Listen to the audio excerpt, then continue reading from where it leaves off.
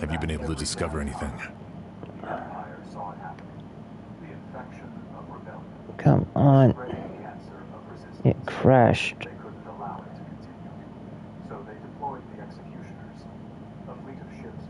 Sorry about that, guys. Oh, I'm not actually a forensic doctor. It crashed. I just happen to have some relevant knowledge. I did take a look, though. Judging by the temperature and rigidity of the body, it appears the time of death was sometime last night. I'd have to do a more thorough investigation to find out more. Then, would you mind helping us investigate? Before he left, Tainari said we could trust your judgment if something like this were to happen. Of course, I appreciate your trust. Many of the traces left behind at the scene will fade with time, so the sooner we investigate, the better. We'll help too. We don't know much about dead bodies, but you can leave the other clues to us. And Earth was about to write the most violent chapter in galactic history. They were beautiful to the execution murders from full space like shards of broken reality down silent noise. No light, no insignia, no broadcast,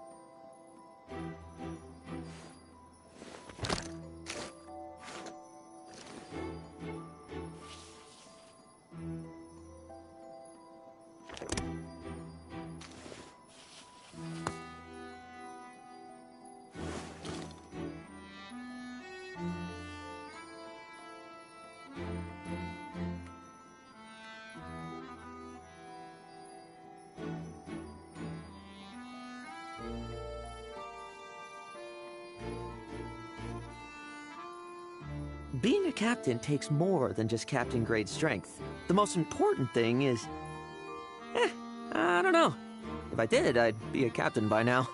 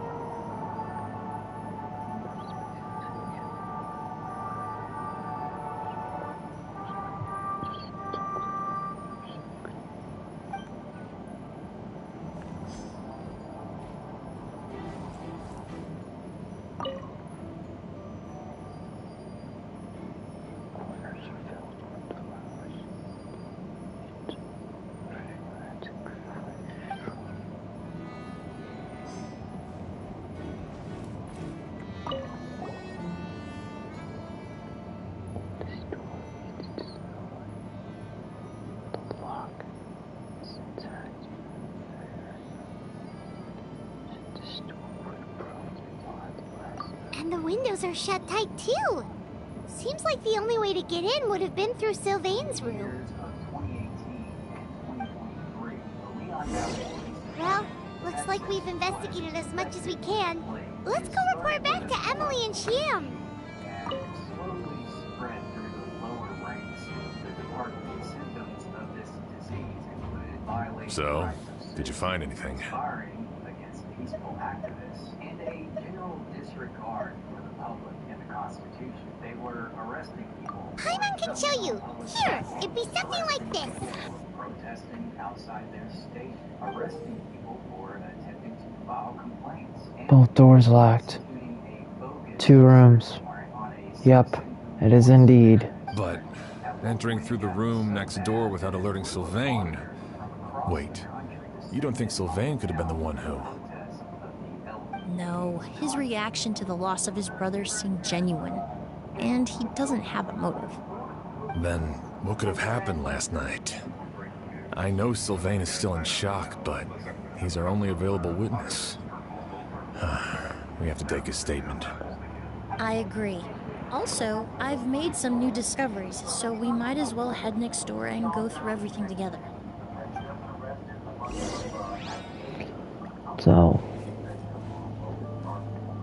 But despite the internet uproar, the citizens continued to go unchecked. That was until Army veteran and civil rights attorney Brandon Grable showed up and became the closest thing. Mr. Sylvain, I need you to tell me everything you and your brother did since yesterday afternoon.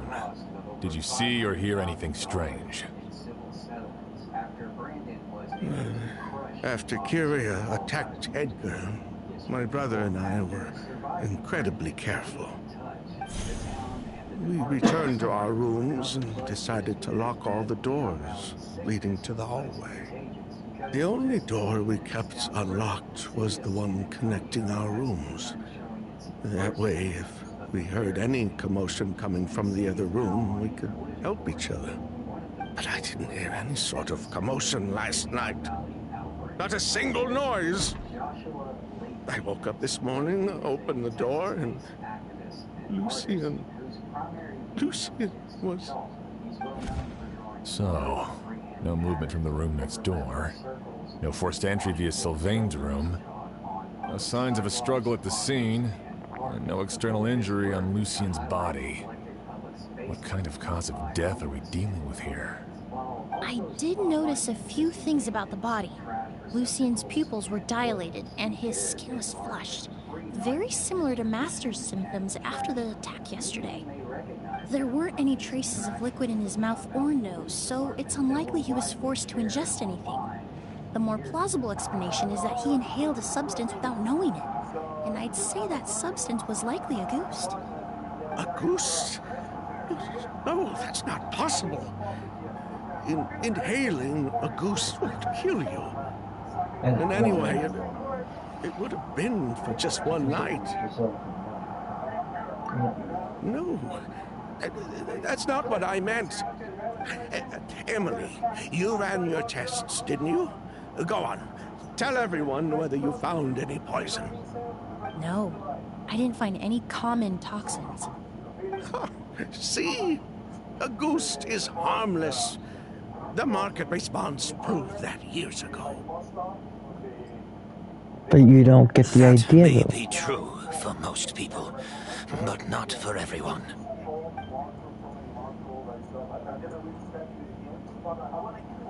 Master! Edgar? You're up and about already?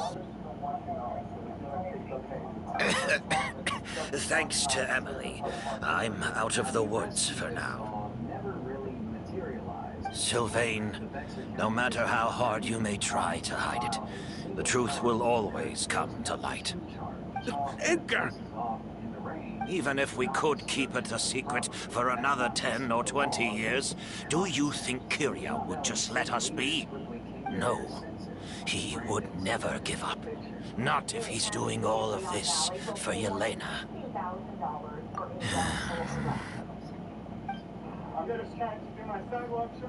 That's Vijava's real name. Yelena wasn't a scholar from Sumeru. She was an exiled Fatus from Snezhnaya. A Fatus? The Fatui. Well, that means the elemental energy present in Auguste was... Ah, so you've already detected it. Well, Sylvain, looks like there's truly no reason to hide things now. Oh, The Auguste flower was created with the mutative and distorting power of a delusion. A delusion? The Fatui, delusions... I never would have thought Auguste was hiding this many secrets. Part of the doctor. Born of a delusion, Auguste contained distorted elemental energy.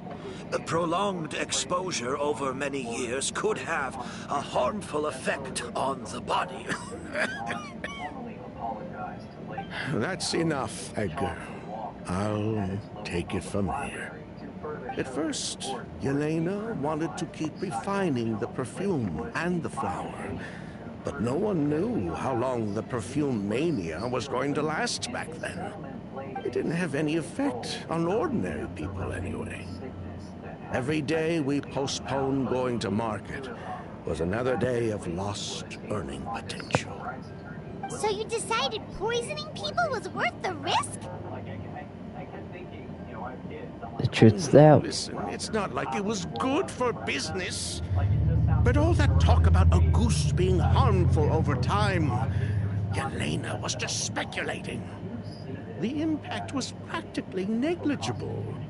Unless you were particularly sensitive to elemental energy or had an entire bottle shoved down your throat like Edgar, you could use the product for decades and be completely fine.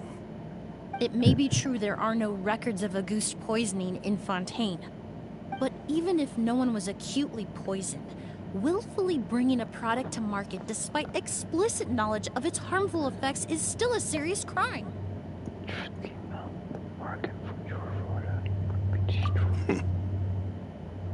That explains why you were so intent on keeping Yelena and Kiria's involvement a secret all this time, despite readily confessing to all your financial crimes.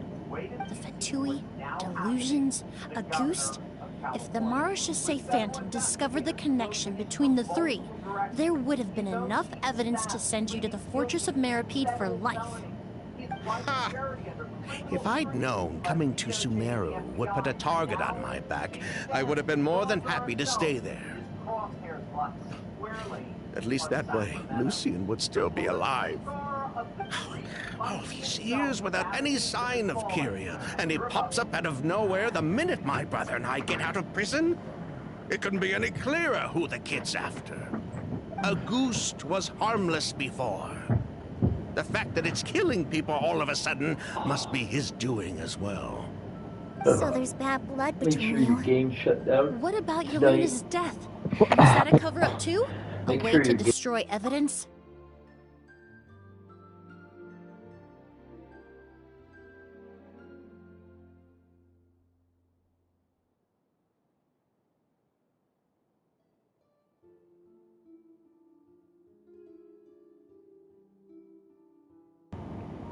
I don't like it when people make me. I don't like pausing this thing every time. I'll admit, we thought about it at one point. We took care to disguise the product circulating on the market, and no one was questioning Yelena's fake identity. But if the Marechaussee Phantom decided to look into the flower beds, it would have been the end. Yelena's ties to the Fatui, the role of the delusion, everything would have been exposed. Before we could even put our plan in motion, Yelena beat us to it. She burned all her flower beds and threw herself into the fire as well. But if her goal was to destroy evidence, there would have been no reason to do that to herself. Yeah, she could have just burned the flower beds and fled with her brother. I thought about it for a long time, but it wasn't until just now that I finally understood her reasoning. Everything she did, it was for her brother, Kyria. One of the reasons they defected from the Fatui was the deterioration of Yelena's body due to her excessive use of a delusion. She didn't want her brother to follow in her footsteps after her death. After arriving in Fontaine, Yelena continued using the delusion to cultivate the Auguste flower, weakening her body even further. There were times when she couldn't even walk. So, she couldn't flee with her brother because she was afraid of holding him back. If her true identity was exposed, she and her brother would face pressure from both Snezhnaya and Fontaine. The Auguste flower and Yelena's own corroded body both bore the mark of a delusion. There would have been no way to avoid suspicion. So, in the end, she burnt it all to ash, including herself. With all the evidence erased, Kyria was free to take the Mora and run. So the wealth you earned from Auguste, it wasn't destroyed in the fire. Yelena gave it to her brother? Most likely. Before Yelena died, she said if anything happened to her, she was going to leave everything to her brother. We just didn't realize she meant our cut as well. That's why Lucien and I were searching for Kyria, to take back our Mora and the Auguste flower. We just didn't realize Kyria was baiting us the whole time. It was all a trap. But why is Kyria out for revenge anyway? Doesn't he know about Yelena's decision to sacrifice herself? I don't think he knew his sister was nearing death. Yelena always wore heavy makeup around him to conceal her deteriorating appearance. She kept herself busy with work to keep out of sight. That way her brother wouldn't notice how she could barely walk. Then all we'll need to do is tell Kyria what really happened, and then he'll give up on his revenge. I'm not so sure. Even if he knew the truth, he'd still find someone to blame.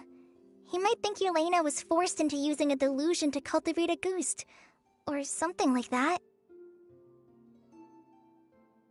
It's hard to pull yourself out of that kind of hatred, especially when you've been living in that headspace for so many years. Very true. Even if Yelena's death was her own choice, I wouldn't call myself innocent either. Edgar, what are you talking about? Think about it, Sylvain.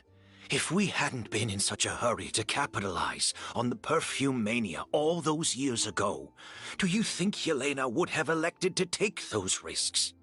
If we hadn't been so blinded by greed, so insistent on increasing the scale of the flower cultivation, do you think Yelena's health would have deteriorated as fast as it did?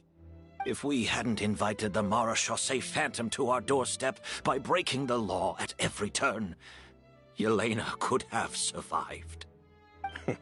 She knew her limits. She knew her days were numbered. Maybe it was for her brother, but she was in it for the Mora just as much as us. We were just trying to earn a bit of Mora. And what, we deserve to die for that? Target me for being the mastermind, sure. But what about Lucien? He was just following my orders. Lucien's crime, was it really so extreme that he had to pay for it with his life? The only person that can answer that question is a judge.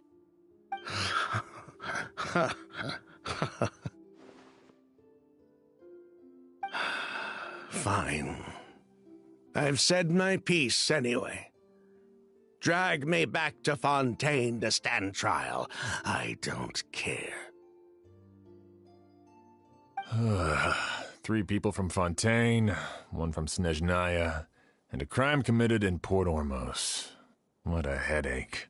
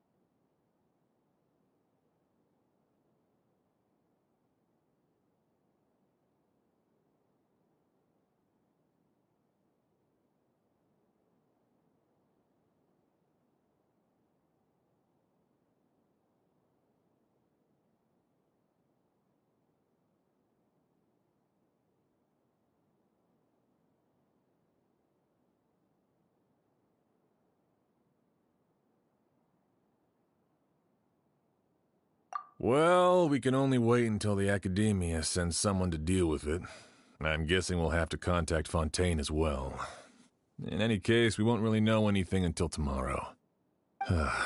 With the exhibition, we don't even have space in Port Ormos to detain anyone. Such a headache. The hotel could suffice. You could station a few officers to keep an eye on Sylvain and myself. Although with Sylvain's mental state and my physical one, I don't think you need to worry about a jailbreak. Mr. Edgar, are you saying... If Sylvain is to stand trial, then I deserve the same fate. A crime is a crime, accomplice or not. I'd just like to take care of a few things before I go. Say goodbye to my plants and all that. As for Sylvain, I'm sure he also has some goodbyes of his own. Would you be willing to grant that request, Sheriff? Well, all right. I'll talk to the Academia. No matter who you were in Fontaine or what crimes you committed, the man we grew to know in Sumeru proved himself to be a good person. Your request is granted. You have my thanks, Sheriff.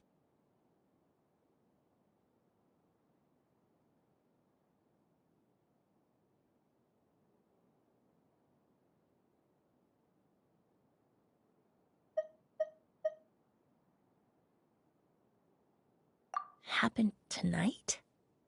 Oh, you mean the possibility that Kyria might try to finish what he started? Yeah, all we know is that he uses a goose to poison people, but we still have no idea how to catch him in the act.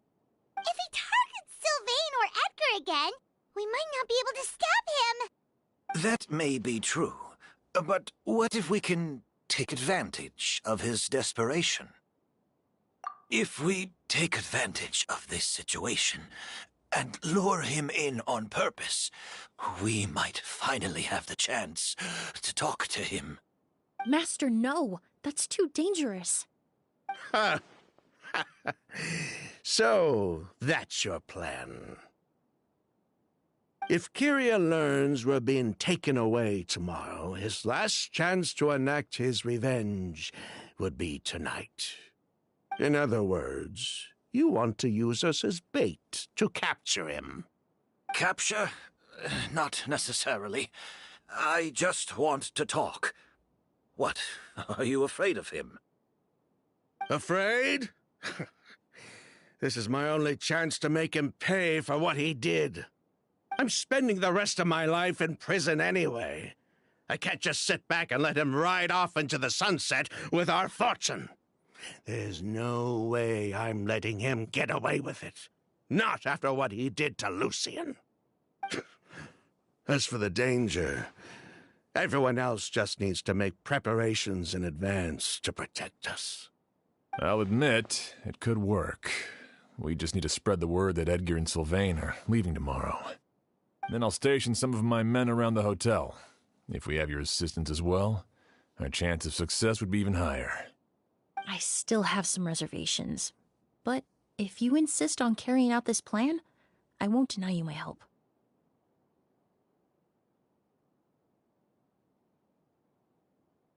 I'll also keep watch. Although I think Sylvain and myself should remain alone in our respective rooms. If Kyria noticed another person in the room, he might decide to turn back. And besides, it's possible he's already transformed Auguste into a potent toxic gas. You mean if he doesn't see a way to get his hands on the two of you, he might get so desperate that he'll just start using Auguste on everybody? If that were to happen, everyone standing guard, even the innocent citizens in Port Ormos would all be in danger. That's why everyone else needs to keep to the shadows.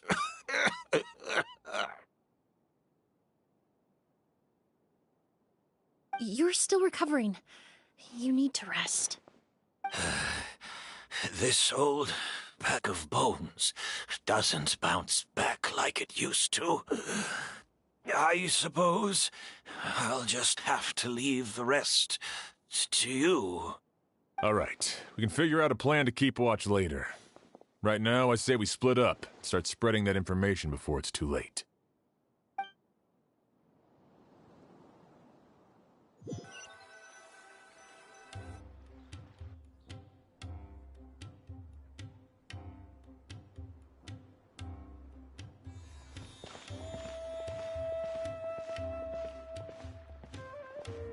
Have you heard? Mr. Edgar's been detained. He's being taken away tomorrow. What? He's the one who helped craft all the fragrances for our shop. He taught my child how to make perfume. How could this happen? He hasn't been convicted yet. Let's just wait and see what the court has to say. Oh, everyone on the street is talking about the rumors. No matter where Kiri is hiding, he must have heard them by now. Let's head back to the hotel and take a break. We can see how the other preparations are going while we're at it.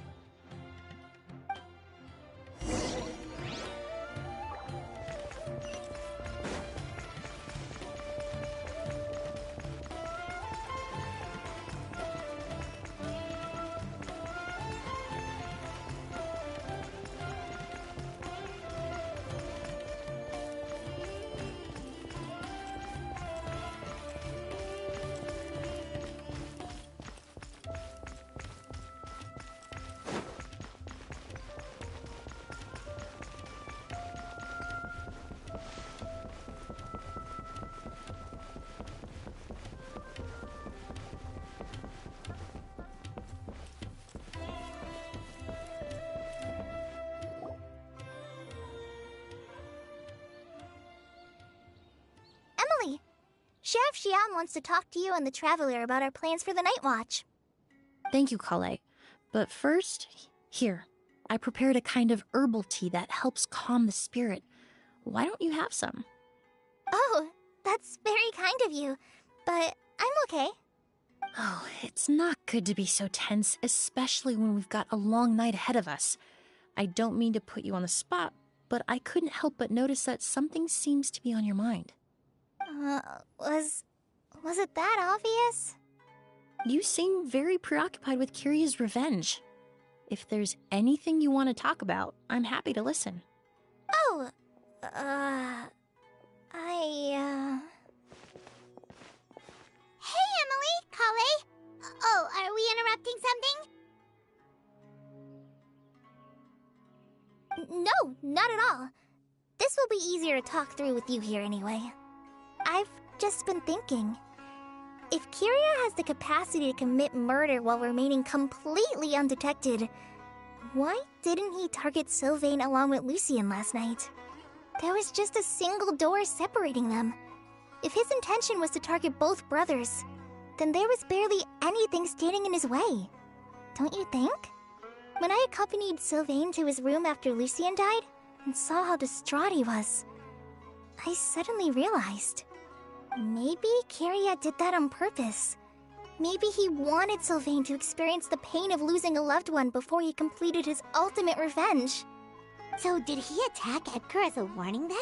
To scare Sylvain and Lucien? Based on what we've heard about Kiria, that may very well be the case. Losing his sister all those years ago. What has been going through his head? What has he been forced to endure? Whenever I get to thinking like that, I just can't help but wonder. If I were in his place, would I be able to let go of that hatred?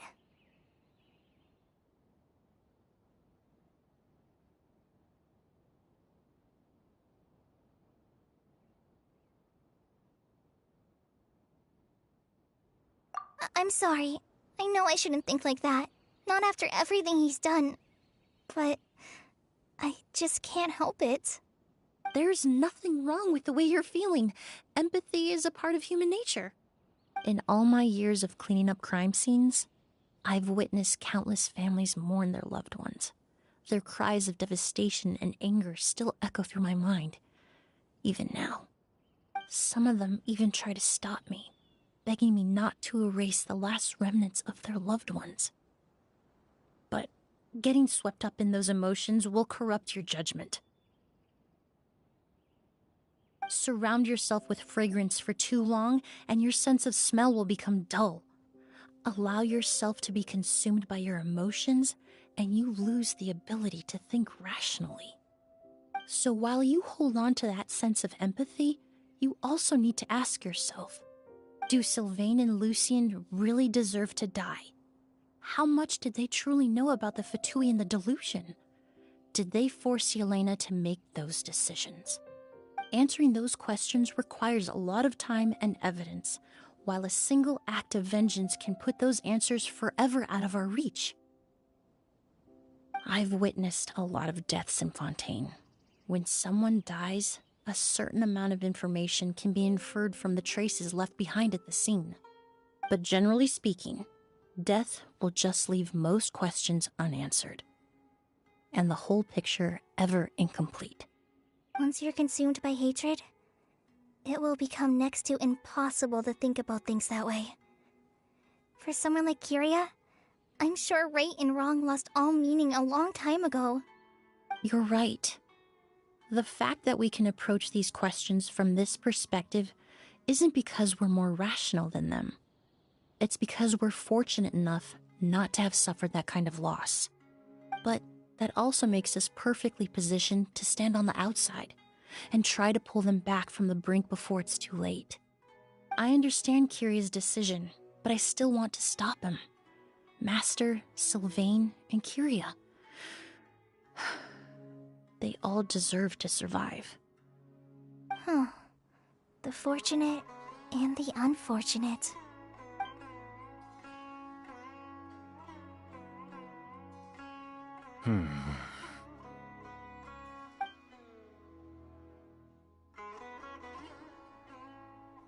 Emily, Traveler. Huh? Edgar, you're here too? Oh, it's you two! Didn't you head back to your room to rest, Edgar? Is it really okay for you to be out and about like this?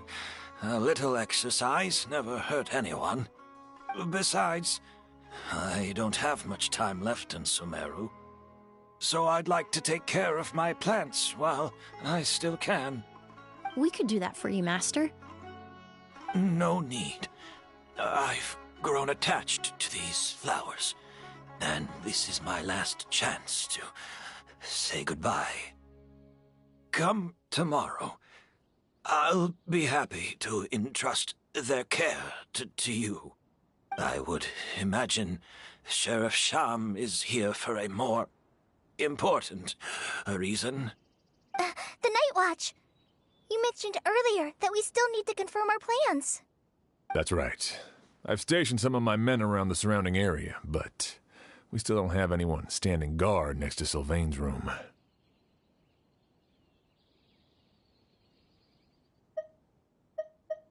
Exactly.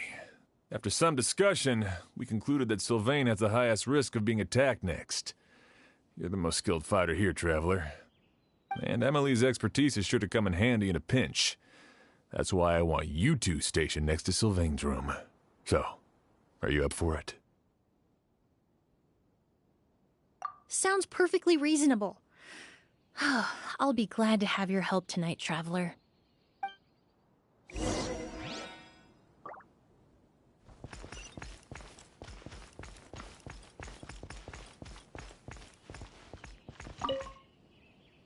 My men and I will be stationed nearby to monitor the situation. A warning will be issued if any unusual activity is detected. I'll head into the mountains to keep an eye on everyone coming in and out of the area. Just leave the wilderness surveillance to the forest rangers.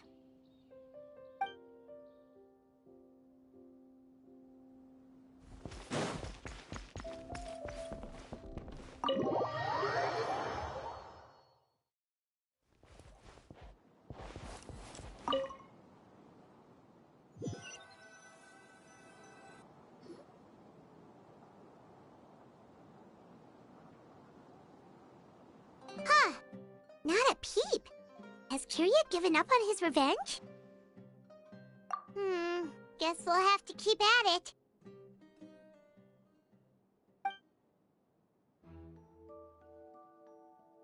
Still nothing unusual. Paimon took a peek into the room next door and Sylvain's already sleeping. Perhaps Kyria's true motive was simply forcing Sylvain to confess his crimes. No, that can't be right. If all he wanted was for Sylvain to be convicted for his true crimes, he could have tipped off the Marechaussee Phantom years ago. There must be something we're missing. Something extremely important. Maybe we just need to calm down a little. How about some tea? That herbal blend from earlier was pretty tasty. You're right. Maybe we can look for a different distraction then, like looking at the flowers. Oh, there's a glaze lily here. Paimon didn't notice it earlier.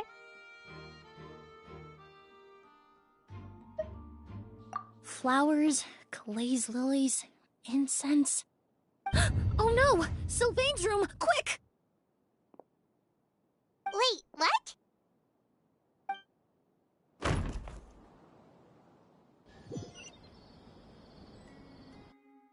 Hey, did you hear? Someone was attacked again last night. It was the older of the merchant brothers, right? Yeah, I think his name was Sylvain. Poor guy was murdered in cold blood. First it was Mr. Edgar, then that merchant named Lucian, and now this. Listen up, everyone. This is an active crime scene. Please, no loitering. It's been 3 days and they haven't even caught a glimpse of the guy. What is going on? Do you think it could be the work of an evil spirit? I mean, how do you get away with something like that with so many people watching? Keep it moving, everyone. No loitering.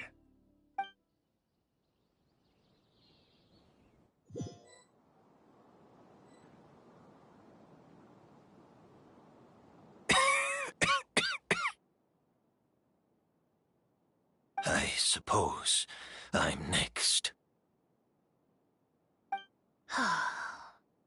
You don't know that. Kyria already attacked you once, and you survived. Perhaps he doesn't consider your crime to be worthy of death. You were the only reason I managed to survive, Emily. I never did thank you for that, did I? Even if I wasn't there, Tainari was also in the vicinity. He would have been able to help. Is that so? I suppose I'm a very fortunate person then. I have exceptional students, caring friends, and the respect of my peers. If it is indeed my time to go, then I'll die without regrets. But Kyria has nothing. Yelena is gone. Now his enemies are too. It really makes you wonder if there's even a reason to keep on living. If you really want an answer, I suppose you'll have to ask Kyria himself, once we finally catch him.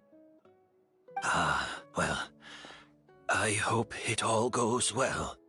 Emily, there's something else I'd like to ask of you. With everything that's happened, holding the exhibition is off the table now.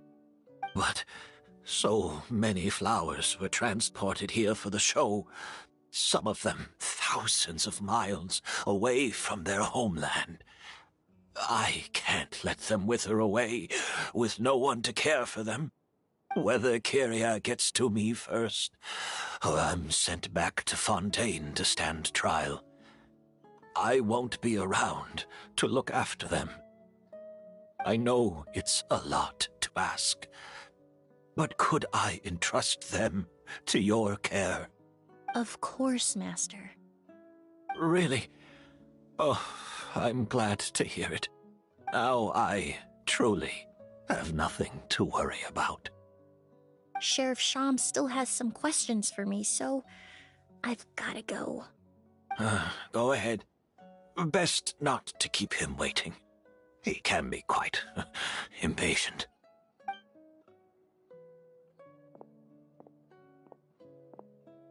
I'm sorry, Master.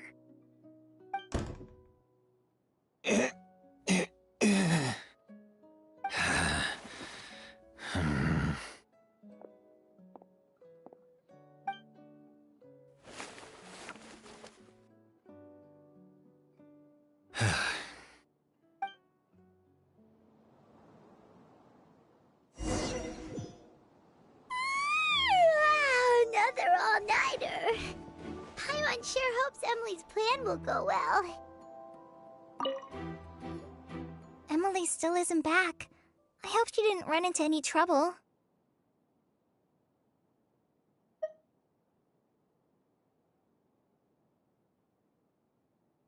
Yeah, that's true. Traveler, I had my men start spreading the information you requested. The crowd is gone now too, but I have to admit, I'm not really sure what's going on. After listening to Emily's plan, I started getting the materials together and arranging personnel. I barely had a second to spare last night. To be honest, I'm still not sure how the crime was committed that night. The key clue was right in front of us the entire time!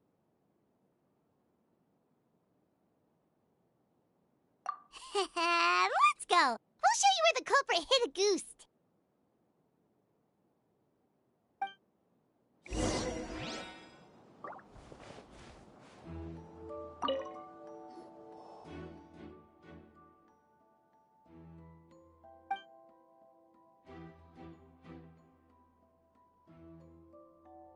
This is it!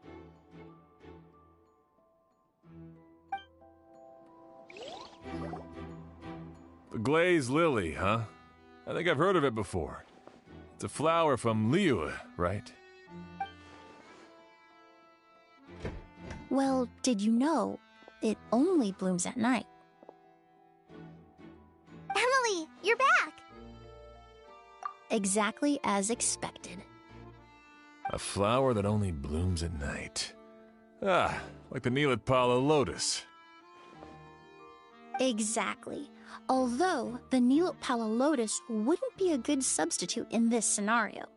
When it's closed, the gaps between the petals are too large.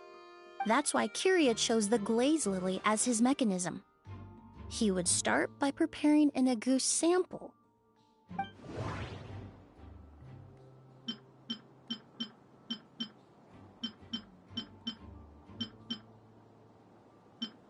There's a sticky substance on the edge of the flower petals. It's one I recognize.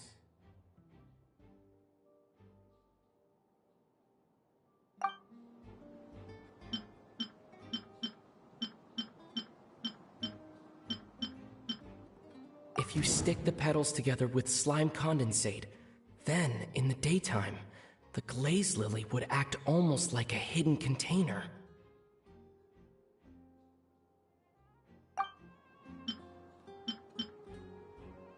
If poured into the flower pot, the liquid would seep into the soil. That might prevent the substance from taking effect. If applied to the outside, you would still be able to smell a goose, even in the daytime.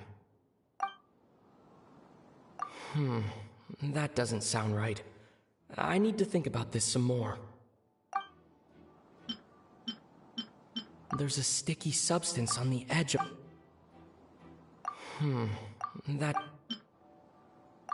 That's right!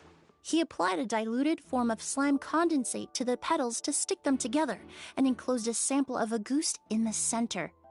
That way, the agouti would remain trapped inside during the daytime, unable to seep between the petals and evaporate into the air.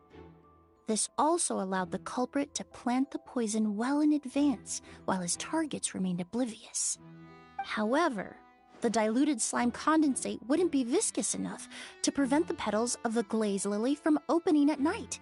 So by nightfall, the flower would bloom, thereby forcing the target to inhale the agouti trapped inside.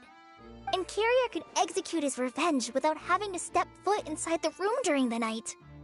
By the next morning, the sample of agouti would have nearly fully evaporated. The glaze lily would have already closed its petals, and any lingering odor would be concealed by the fragrance of the other flowers in the room. Wait a second. You're telling me this version of agouti is so toxic, Inhaling the minute amount trapped inside a flower is enough to kill a grown man? And how did Edgar even survive ingesting a whole bottle of the stuff? That's because a goose is just as dangerous now as it was all those years ago. The level of toxicity has never changed. Only a small subset of people are truly at risk. Ah, you mean people who are sensitive to elemental energy. So it's just some sort of happy coincidence that Sylvain and Lucien are allergic to the stuff? That can't be right. They were involved in the operation all those years ago. If the stuff gave them a bad reaction, they would have known from the very start. I wouldn't use the word allergic necessarily. It's more like they're susceptible to its effects. But that distinction isn't important right now. You can think of it this way. It's not that Sylvain and Lucien are innately sensitive to elemental energy, but that Kyria found a way to ensure that they would be.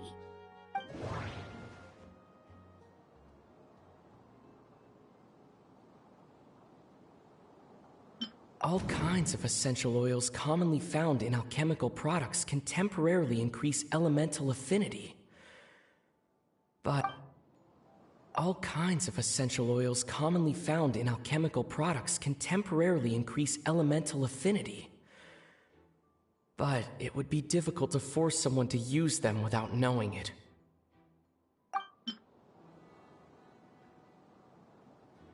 The incense I smelled earlier seemed familiar. Thinking back on it, I'm almost certain it was the scent of Spirit Borneal.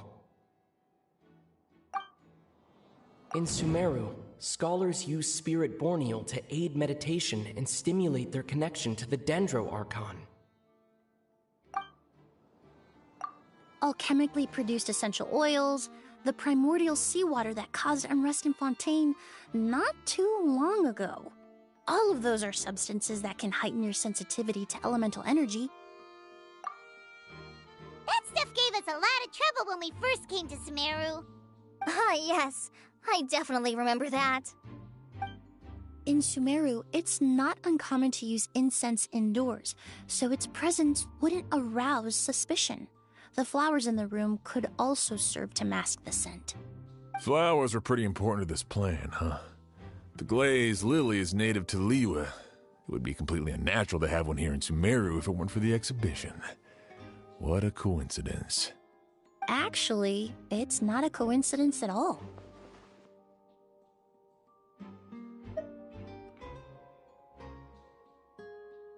No wonder he was willing to pay a small fortune to rent out the hotel. He probably used the Mora Yelena left him, don't you think? That money was supposed to set him free. But in the end, it was just a tool for his revenge. There's a saying among forensic doctors in Fontaine. Every step you take leaves a mark. But up until this point, we haven't been able to detect any trace of Kyria's activities. That's not because he was coming and going undetected, or because he's some kind of evil spirit, but because he's been disguised as someone else this entire time.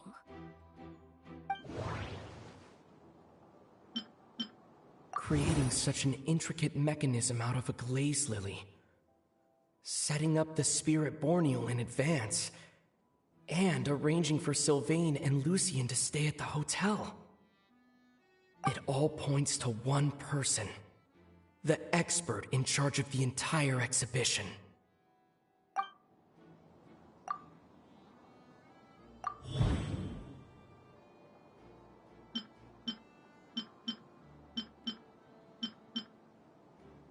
Creating such an intricate mechanism out of a glaze lily, setting up the Spirit Borneal in advance, and arranging for Sylvain and Lucien to stay at the hotel.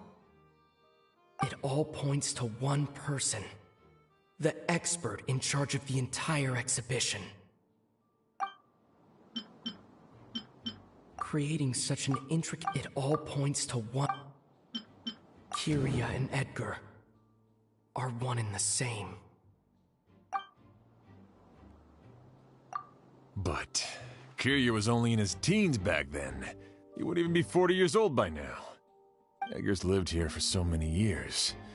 Even if he changed his appearance, going that long without giving anything away, It would be impossible. Bad news, Sheriff! Mr. Edgar was attacked! What? A dark shadow-like figure just ran out of his room. It was giving off a really ominous aura. But before we could even react, the figure up and disappeared like some sort of ghost or something. By the time we got a look inside the room, Mr. Edgar was gone. Do you think Kyria kidnapped him? I need you to think very carefully about this. Are you certain that figure wasn't Edgar himself? I mean, Mr. Edgar was so frail. I don't see how he could have moved that fast. It would seem Master decided to tap into an ill-advised source of power. What? But that's so dangerous with the condition he's in. It's... But why? Why would he do that? He's already accomplished his revenge. No. If his aim was to target everyone who had a hand in Yelena's death... If he left Sylvain alive yesterday, not out of a desire to see him suffer, but to confirm the truth about why Yelena chose to die... Then there's still one target left.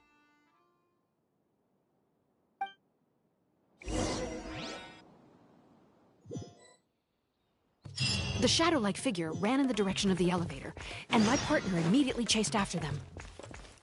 We should hurry before they're forced to confront each other.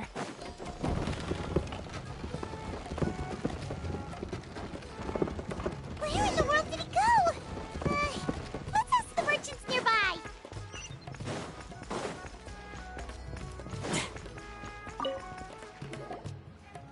Ghost! It's a ghost!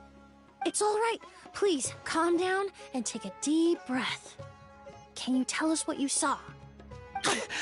I saw a black shadow. It ran right past me.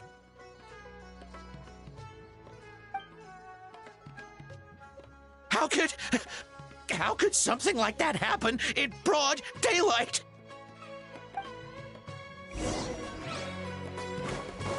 This is terrifying.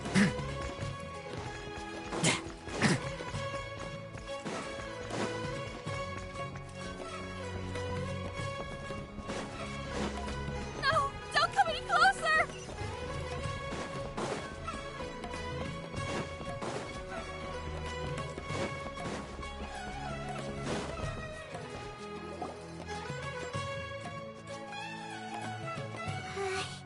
If we go any further, we'll be out of port almost. There'll be hardly any witnesses.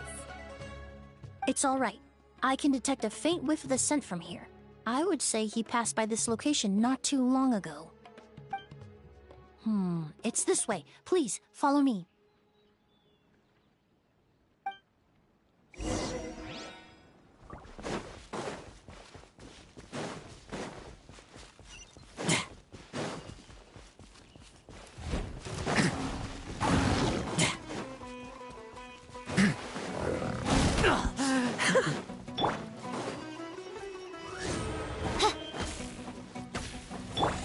Stay back!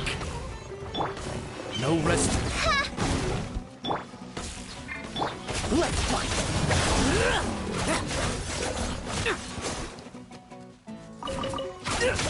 Now's our chance!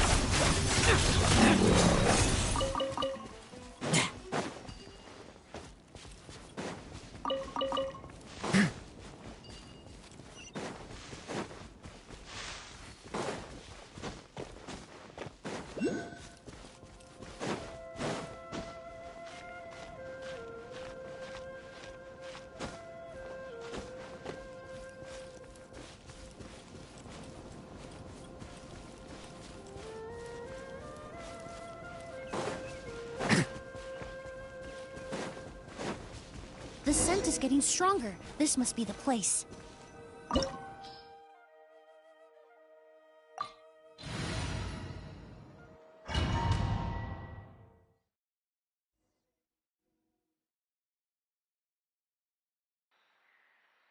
Oh!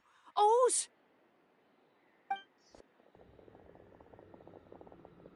Are you all right? Were you attacked? No, I'm all right. I was just chasing after that figure, and then all of a sudden, I didn't feel so hot. Let me take a look. The air definitely feels heavy. It smells nice, but for some reason, it's hard to breathe. This feeling, I've encountered it before. Everything looks all right. It was probably just the stress of the chase, combined with the impact of the environment. A bit of rest would do you some good. I can't rest. Mr. Edgar is still in there. He taught my sister how to make perfume. He's a good man. I can't just abandon him to die by Curia's hand. Oz, you need to calm down and listen to me. Edgar is the one we're after. He and Kiria are the same person. But how is that possible? I thought you said Kiria was in his 30s. Mr. Edgar is 70-something. Changing your appearance to look decades older, that doesn't seem possible. That's precisely why he had to resort to extraordinary measures to age himself. Kiria used a delusion to bring back the Auguste flower, corroding his body in the process, just like his older sister. No. He couldn't have. Mr. Edgar has been in Port Ormos for years. If someone started impersonating him all of a sudden, we would have noticed. And what if the impersonation started before he ever set foot in Sumeru?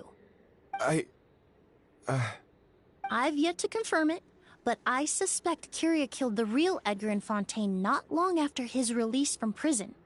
While Edgar was incarcerated, Kiria started making preparations to replace him, including forcefully aging his body, studying perfumery, and planning the real Edgar's demise. The new Edgar then decided to relocate to Sumeru, seemingly out of an innocuous desire to let go of the past. He even left perfume making in favor of mentoring students. But these decisions were all for a specific purpose, the need to distance himself from anyone who might see through the facade. And Sumeru fit the bill to a T, with no one around to question his identity. All he had to do was grow a beard, don a pair of glasses, make a few minor alterations to his appearance, and everyone would believe he was exactly who he claimed, Edgar, a perfumer from Fontaine. As the years went by, he removed his disguise little by little and continued to refine his skills. It would have been a gradual process, one that ensured no one around him would notice anything unusual. That explains why Sylvain said he barely recognized Edgar back at the hotel! He aged himself decades beyond his years just so he could accomplish his revenge! Is that even worth it?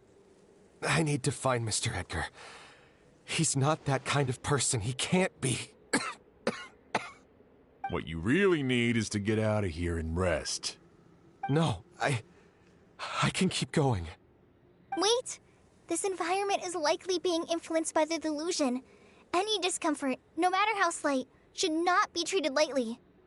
I know how to relieve your symptoms, Mr. Ooze. Please come with me and rest. I'm sure Kiria... No, Edgar wouldn't want any more innocent people implicated in all this. Kale's right. The Traveler and I will take things from here. From our brief exposure to a goose, it would seem the substance has little effect on us. This leads me to believe those blessed with a vision or capable of wielding elemental power are more resistant to the effects of abnormal elemental energy. In other words, this environment doesn't pose as much of a risk to us. Actually, now that I think about it, this stronghold likely has multiple points of entry. If the target were to escape from a different point of entry, that might allow him to evade capture. I hate to trouble you, but we need people to survey the perimeter.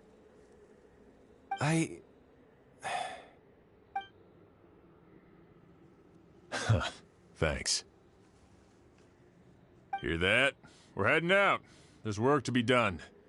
Ooze, head back to Port Ormos and start gathering reinforcements. Got it. Traveler, Emily, Paimon, please be careful. For someone whose only purpose in life is revenge, there's no telling what they'll do when there's no reason to move forward. Don't worry. This isn't the end. Not for us or for Kyria. We're not going to let a goose kill anyone else. It's time for the mythos to fade into obscurity.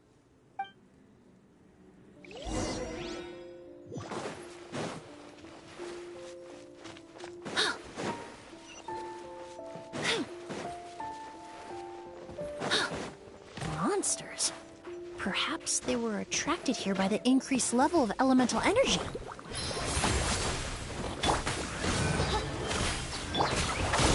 Read none stand. Decay! New life!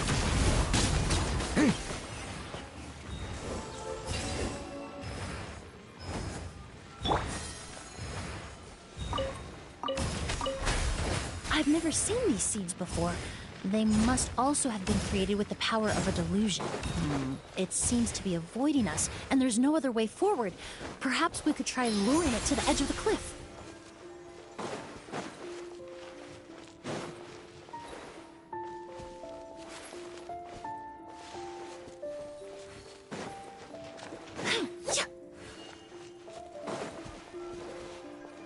Reconstitute!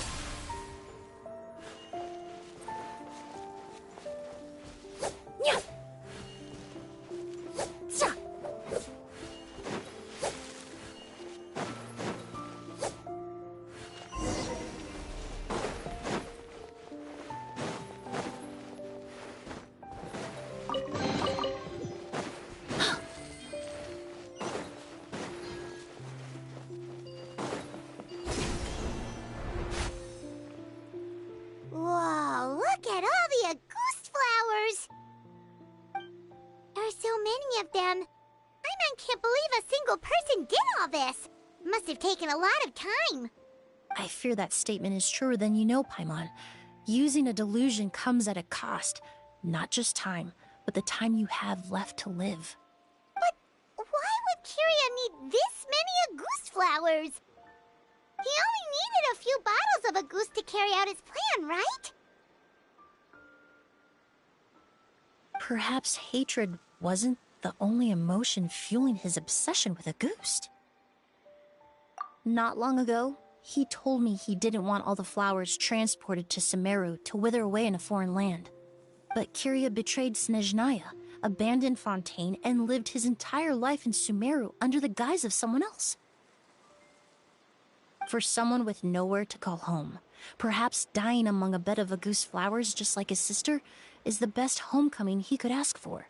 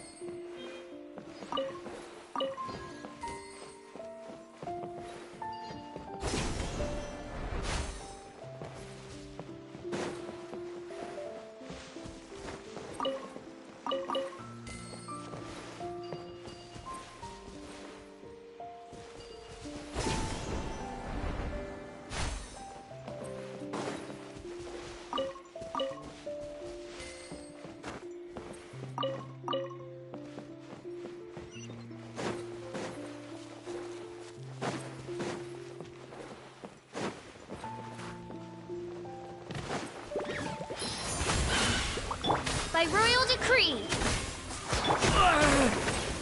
Watch out! Like lambs to the slaughter.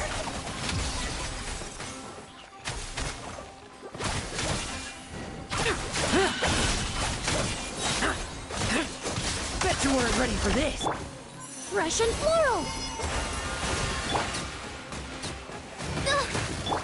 Decay! New life! Wings of darkness. Come, sever night from day!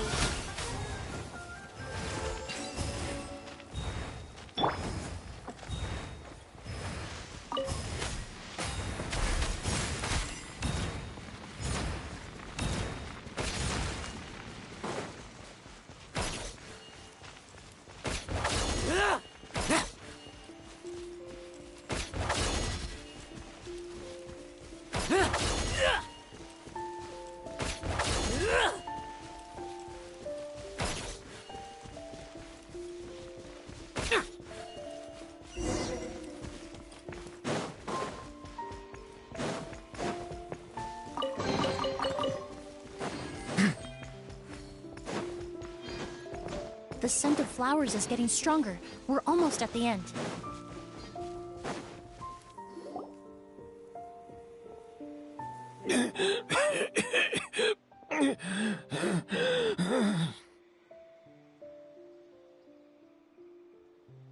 The scent of flowers is getting stronger. We're almost at the end. Did they catch up that fast? No. My strength is just waning.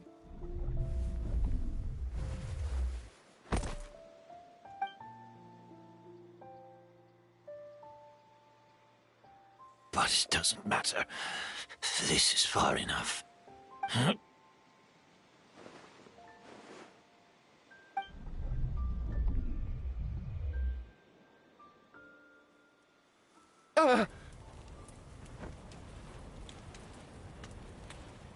This is a garden of Auguste flowers. But it's not mine. It's the one that was set on fire all those years ago in Fontaine. Yelena? Yelena! You tried to hide it from me, but I always understood.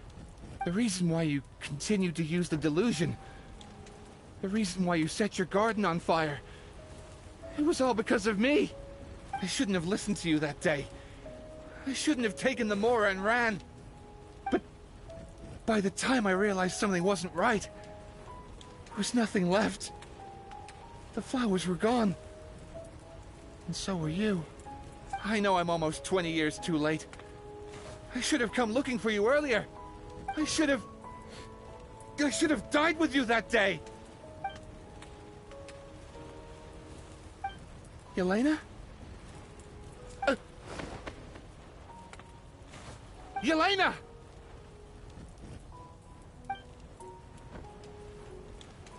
No! Don't leave me! Please! Yelena!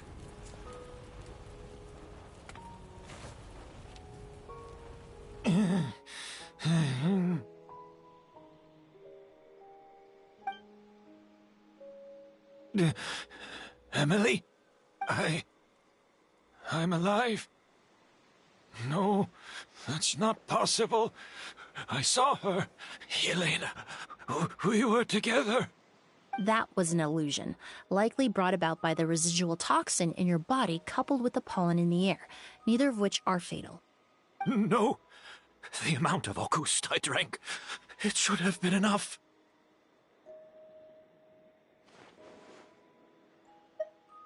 A fake? But how? We started making the preparations last night with one goal in mind: to create a perfect accord. The accord is the basis of perfume making, the product in its most primitive form. Ambergris mixed with cedarwood, rounded out with a base note of agarwood. This is the scent of leather? Exactly. We're unable to extract essential oils from leather, but by combining other raw materials, we can recreate its essence. That is the purpose of an accord. Does that mean you can recreate any scent in the whole world? I'm afraid not. Certain fragrances in this world are simply one of a kind. That quality is what draws people in and fuels their obsessions. If I wear a goose to the ball, I'll also be one of a kind. Our competitor already got their hands on it. It doesn't matter how much it costs. I have to buy something better. This fragrance will be one of a kind no more. Myths can be deconstructed. Miracles can be recreated. All it takes is skill, experience, limitless exploration, and a little patience.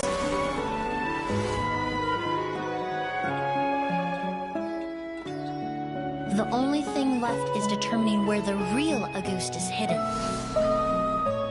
Pretending to be attacked means he's not free to move around.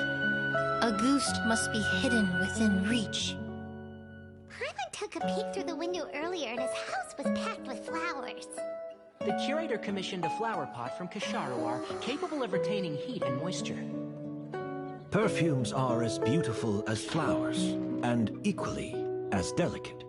When stored, you must take care to control the temperature and keep them away from direct sunlight. Did you get all that, Emily? I got it.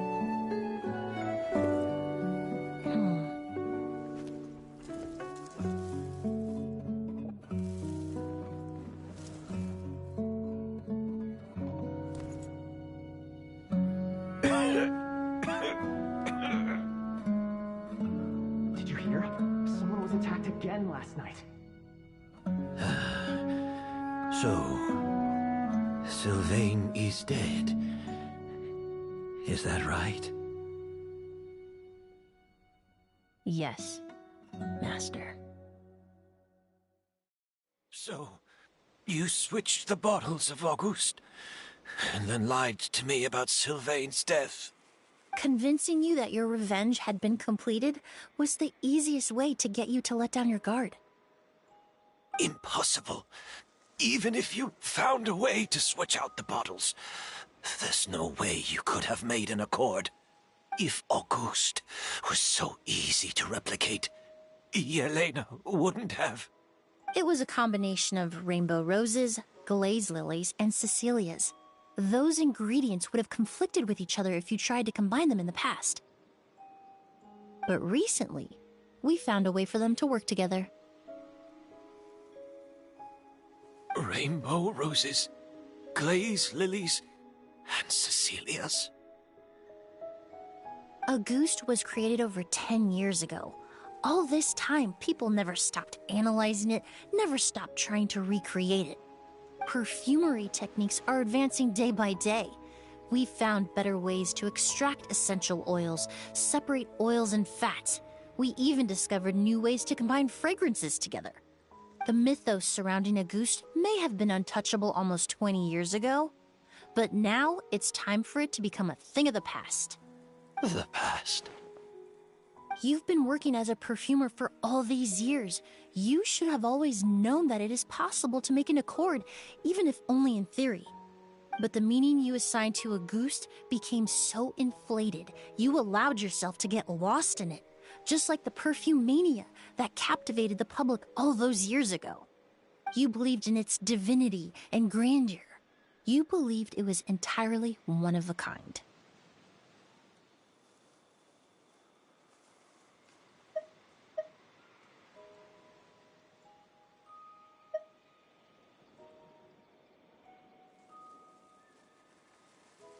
Your obsession with Auguste is also what allowed us to predict how you intended your plan to end, and to make preparations in advance.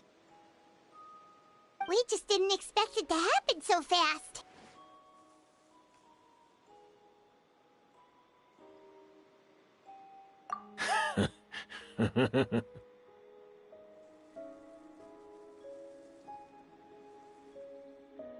Well, you hit the nail on the head now, didn't you?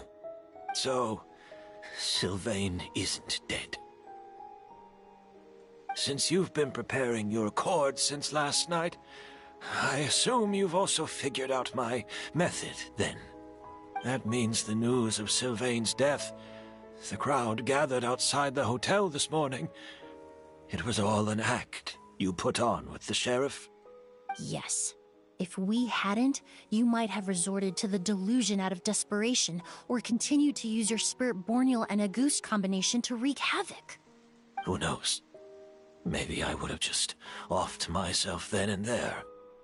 I know if you had things your way, you would carry the truth of Edgar's demise and the secrets of this garden to the grave, but I'm sorry, Master. I don't want to see any more death. Sylvain only inhaled a small amount of poison. He's being detained as we speak. All the crimes he concealed back then will be exposed in a court of law for everyone to see, and all his secrets will be revealed. The same goes for you as well. Is that so? Well, I suppose I'll be spending the rest of my days in a prison cell then. Whoa, he accepted that kind of fast. I don't feel the need to justify my actions, nor do I intend to repent for them. I did what I set out to do. I may have lost in the end, but it was my choice every step of the way. And if I could do it all over again... But there's no going back, is there? Careful, everyone. This environment is dangerous. I'll lead the way. Stick close and hurry up. We can't let Edgar die. Looks like I'm almost out of time. Although, I do have one final question, Emily. Of course, Master. The combination you used to make your accord. How did you figure it out? The scent of Auguste is complex and varied, yet the main ingredient consists of a single variety of flower. So, as I was analyzing the sample yesterday, I got to thinking, what if the scent of the Auguste flower was already imbued with that complexity during its cultivation? You're saying Yelena designed Auguste to have the scent of multiple flowers? Rainbow roses, glaze lilies, Cecilias. The perfumers of the past knew that if you combined their essential oils directly, they would just cancel each other out. It was a conundrum they could never solve. But if you cultivate a new flower species that intrinsically carries the unique features of those three scents, you can bypass that issue entirely. It goes without saying that for that time, this idea was a stroke of genius. Rainbow roses, glaze lilies, and Cecilias. Those really do seem like flowers you would choose, Yelena.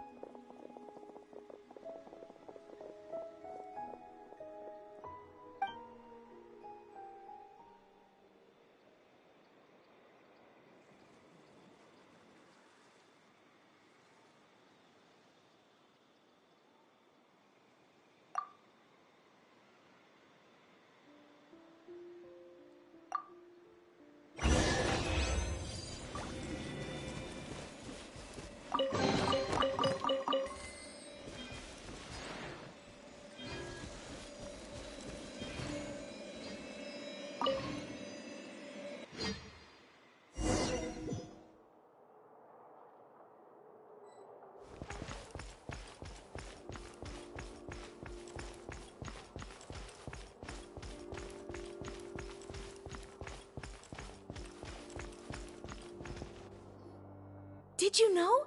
Miss Emily's releasing a new perfume! Right, I heard about that. I think it's called Yelena.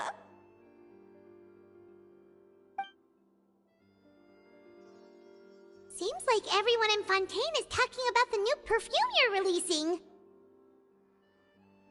I was hoping to release it without such a fuss, but the news spread way faster than I expected. I just hope it won't become the source of some new myth, especially after all the work we did to demystify Auguste. I did, although I made a few modifications to the formula to make the scent more pleasant and long-lasting. I actually brought a few samples with me today. I hope they're to your liking. Also, I was hoping you could try out the fragrance before I officially release it and tell me your thoughts. Of course! A good sense of taste and sense of smell go hand in hand, you know. Just leave it to Paimon!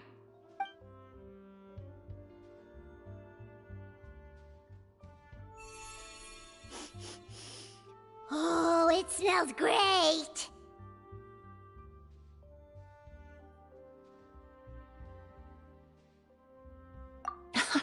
It's all right. All feedback is worth considering. Besides, when it comes to perfume, commenting on whether it smells good is the most straightforward assessment you can ask for.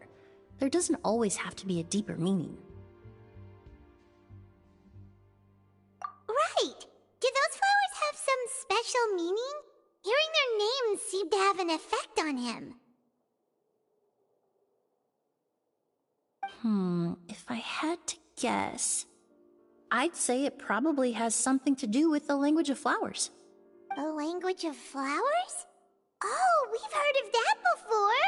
Paimon remembers hearing something like, the Cecilia represents the true feelings of the prodigal son? What each flower is said to represent varies by person and across different moments in history. The same is true for the flowers that make up the scent of a ghost. After returning to Fontaine, I did some research, and it turns out the meanings of those 3 flowers can be reassembled to form a single phrase. Forget the past and keep on living. Perhaps that's the legacy Yelena always intended, not the nobility and grandeur most people associate with the Ghost.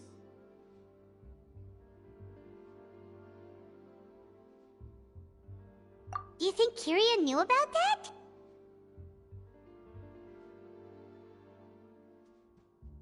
I paid him a visit before his trial and explained what I found, but he didn't seem to care. Who knows? Maybe she didn't mean anything by it at all. That was his... Yelena is gone. We'll never know what she was thinking.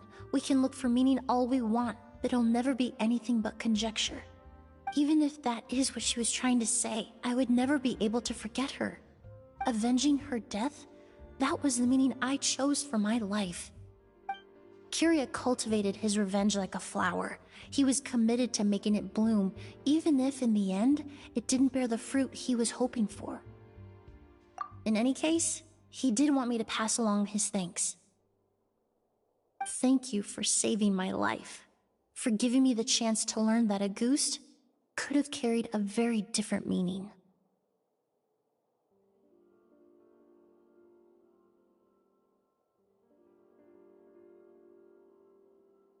Love and hatred are a privilege of the living. When someone dies, their thoughts, feelings, and intentions die with them.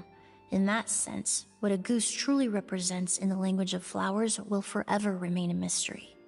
But even if it's only a conjecture, I would like to believe my own interpretation. The meaning we give to flowers, the symbolism we assign to our perfumes, they're constantly twisted and exploited in our imperfect world. And yet, at the very outset, they're born from the simplest and most beautiful desires we hold in our heart.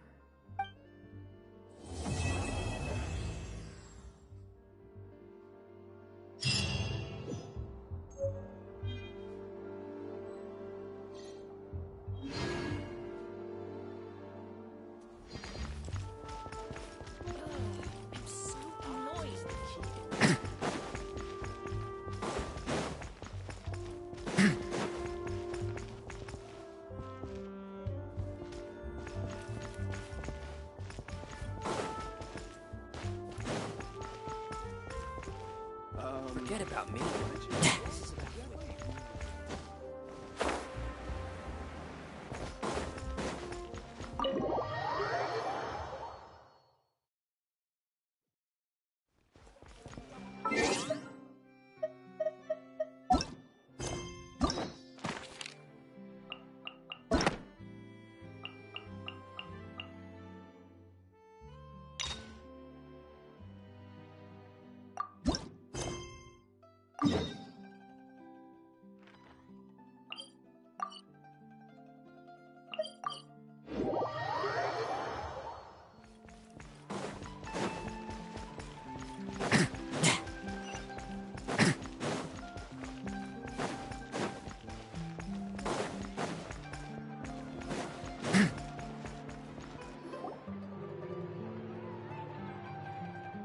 This shop looks popular today. Wonder what the occasion is.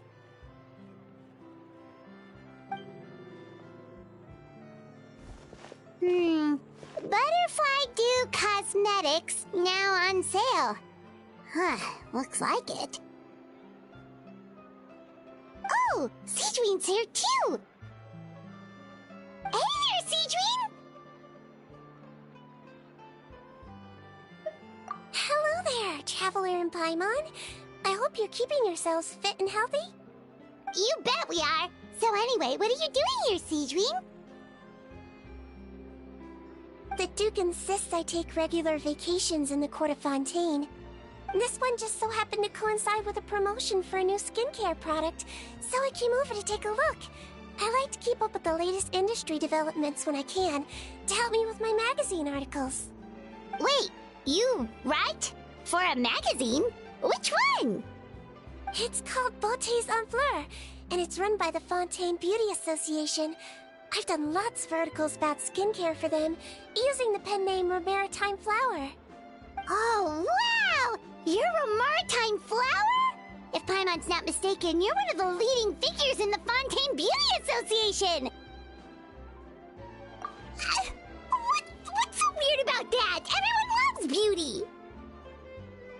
I really like this role. The staff at cosmetic shops are always so polite. And as long as I wear a big smile on my face, I always get the best customer service. Well, they sure don't want to make an enemy of the Maritime Flower.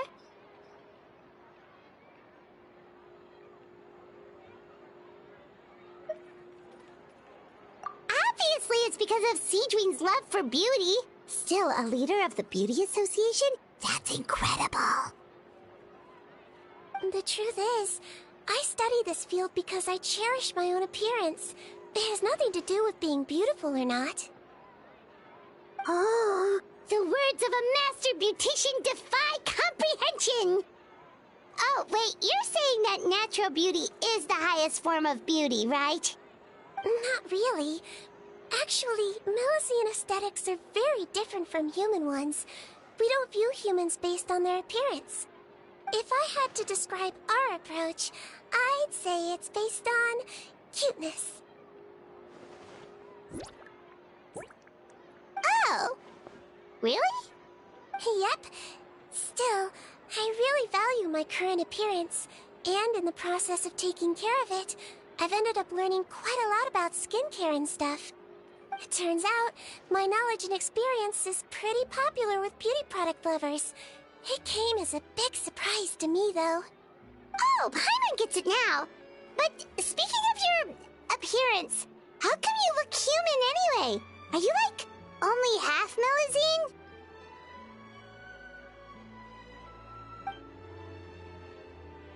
Ooh, wait, sorry. That was probably really offensive, wasn't it? No, I don't mind. I'm not mixed, though. I made a decision to turn myself into this form a very long time ago. If you're interested, I could tell you the story. A shape-shifting story? Oh, heck yeah, of course we're interested!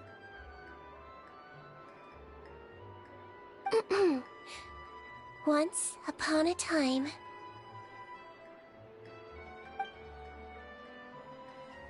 Long ago, humans rejected Melusines, and Melusines feared humans. There was one Melusine who became fascinated with human medicine, but no human wanted her help. And there was one girl who liked Melusines, so no humans would make friends with her. So, the Melusine became the girl's friend, and the girl became the Melusine's patient. Your checkup's all done. You're still in perfect health. Thank you, Dr. Melusine. In this game of doctor and patient, a friendship was born. Then, one day, the girl fell ill. The Melusine was the only doctor to arrive on time, but the adults sent her away. Scram! Melusines can't be trusted! So just because I'm not human, I can't save my best friend. In desperation, the Melazine approached the frightening witch. She begged and begged until she got a reply. If you take this potion, concocted of sin, you will gain a human face and grow human limbs. But then, you will lose everything that attracted this friend of yours to you in the first place. Can you accept that? The Melazine did not hesitate for very long.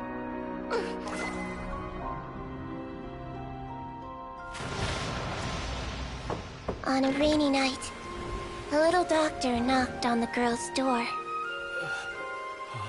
The doctor wore a hood and raincoat, maybe to protect her from the rain, but maybe also to hide a secret.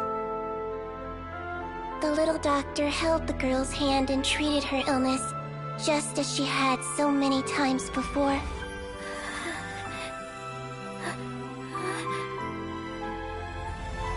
Dawn came, and the little girl's condition improved. But the little doctor was long gone, for she knew her friend would never recognize her again. And so, since then, I've lived my life in human form. Most people who know me just think I was born this way. Ooh. A witch? A potion? Why does this sound like a fairy tale? Trust me, it's a true story. Must be the way you told it then. It just sounds so...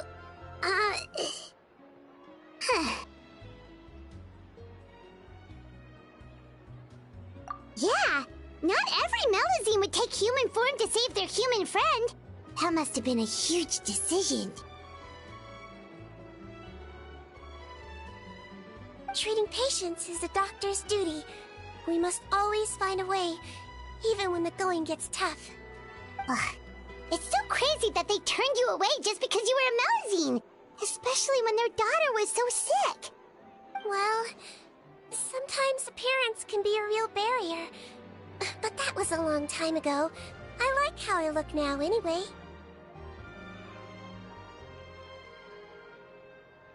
Paimon too! You're super cute this way. Attention customers! Thank you all for waiting. Now, on behalf of our skincare partner, I'm delighted to announce that our exciting new product is now officially on sale. Well, there we go. Let's have a look, shall we? Oh, Paimon, if you want to buy any skincare products, I'll be happy to give you some suggestions. Really? Personal advice right from a leader of the Fontaine Beauty Association? What an honor! Allow me to introduce our newest skin lotion, Butterfly Dew. I'm sure many of you have already read about this product's trials in the newspapers. To say that it improves skin quality is an understatement. This product gets its name from the way it transforms your skin and makes it glow anew, like a butterfly emerging from its chrysalis and spreading its wings for the first time. We are thrilled to have the inventor of this fantastic product with us here today. Please welcome Mr. Rawat, a researcher from the Fontaine Research Institute.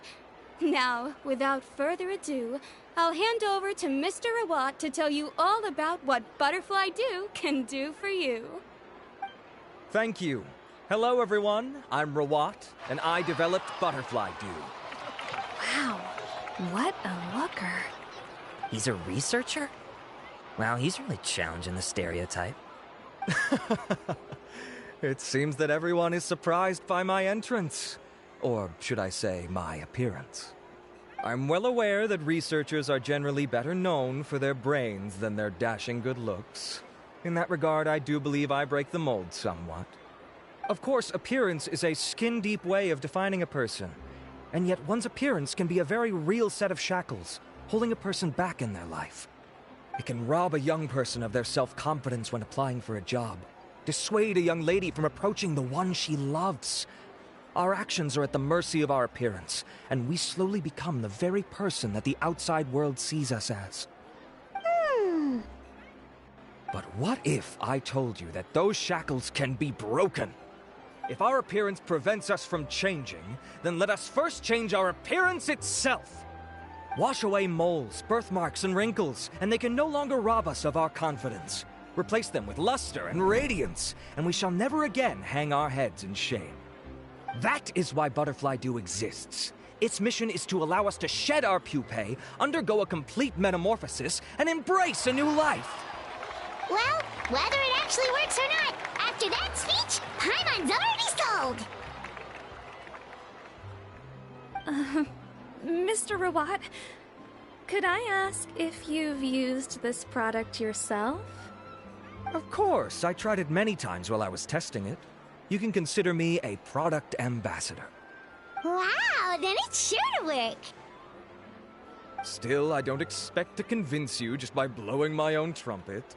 So, could I get a volunteer from the audience to try it out? Oh, Paimon volunteers!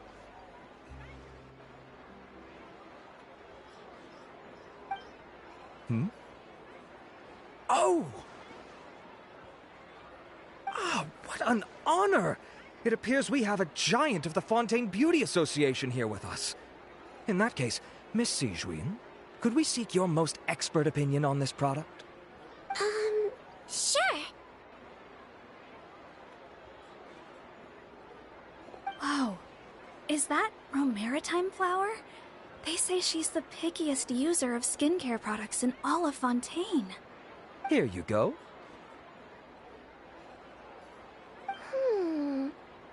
Well, it's very kind to the skin, and the absorption rate is high.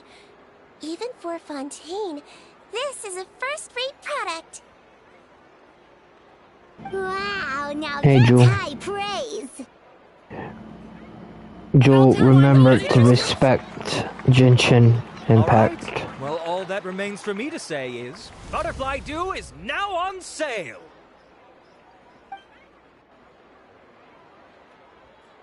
Think we should buy a bottle too?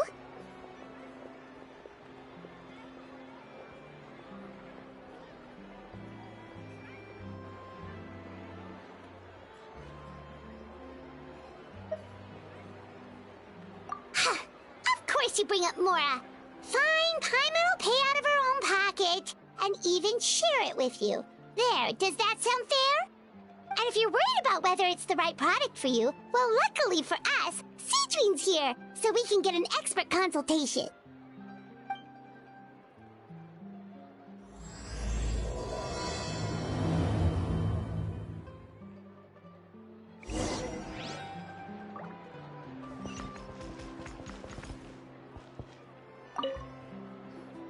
It's an honor to receive such high praise from you.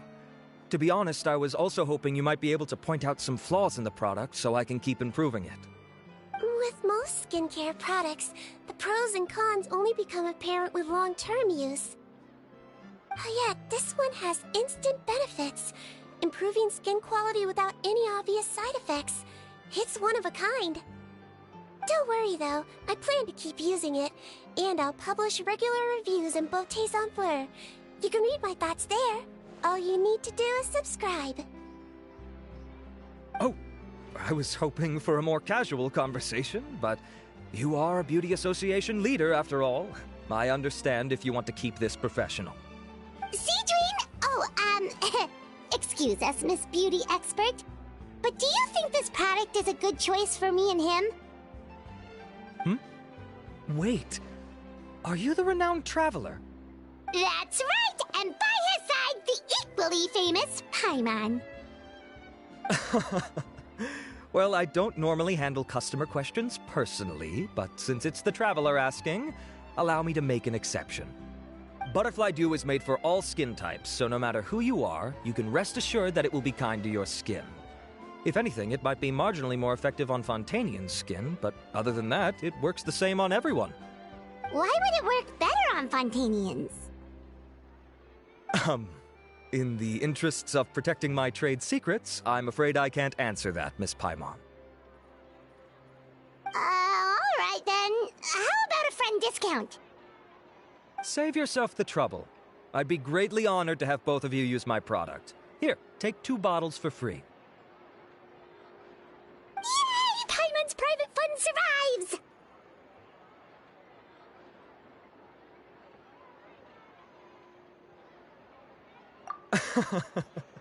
I can see why you might think that, but please don't misunderstand. This gift is simply a token of my esteem. There's no business motivation behind it. To me, finding new customers for Butterfly Dew is about meeting kindred spirits, fellow admirers of physical beauty. I consider it a labor of love. Admirers of physical beauty? Eesh, that's embarrassing to say out loud. It sounds so shallow. It's nothing to be ashamed of, Miss Paimon. Most people claim to desire inner virtue, but it's still physical appearance that turns their heads. This is a fact of life. It's only natural for people to desire to become beautiful. And that's exactly what inspired me to choose this research direction in the first place. You're right. Everyone loves beauty, don't they? Look at the time. My apologies, but I have other things to attend to. I'll leave you with these 2 bottles of Butterfly Dew, and I look forward to seeing you again. Paimon, I'd say there's no need for you and the Traveler to use this product for now. Why? Is there a problem with it? The quality is fine. I just think there's room for improvement. I think I could add some ingredients to the mix to make it more effective. Really? Then why didn't you tell Rawat about that? Researchers are a very special breed of human. You can point out their flaws to their face and they won't mind very much. But if you tell them that someone else could do a better job, ooh, now that'll make them really upset. If I'd mentioned it, he probably wouldn't have given you those 2 bottles for free. Fair enough, that makes sense. If you're interested in the more effective version, I can write up a list of ingredients for you. Just come get me once you've gathered them. When you say more effective, you mean it'll make Paimon even prettier? Ooh, how can we say no?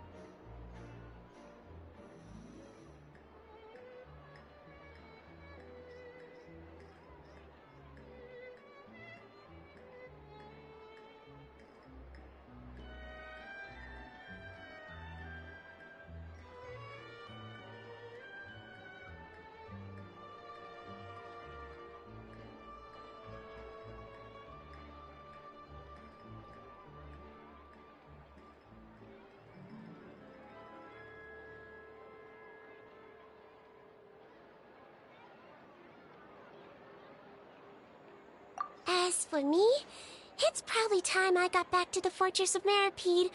I mustn't leave the infirmary unattended for too long. Alright, see you there then!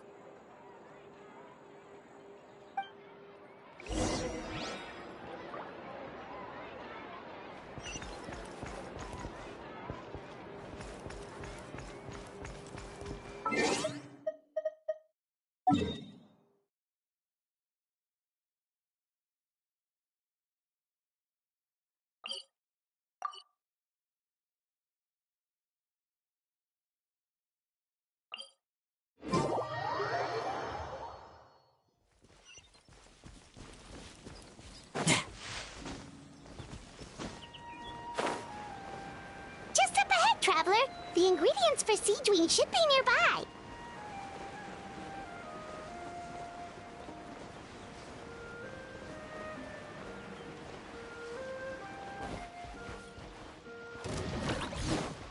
Oz, reveal thyself!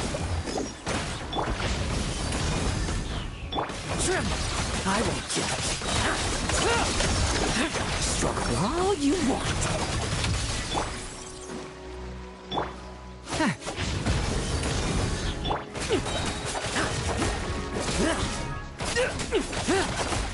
The turning point in fate! By royal Bet you weren't ready for this.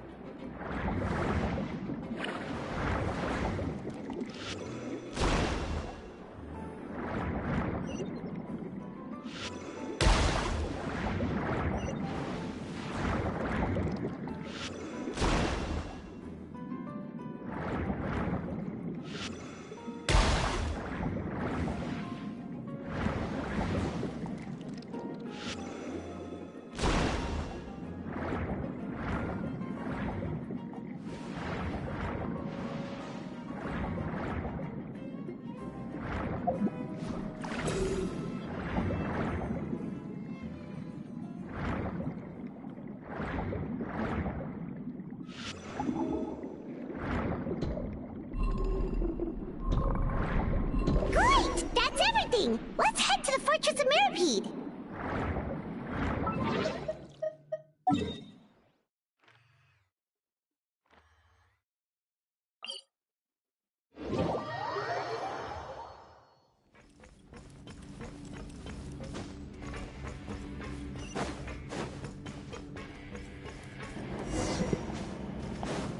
I'm back.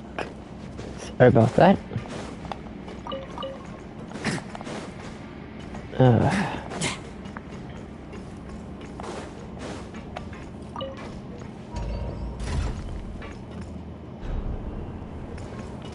Never thought I'd have to go back in this fucking shithole.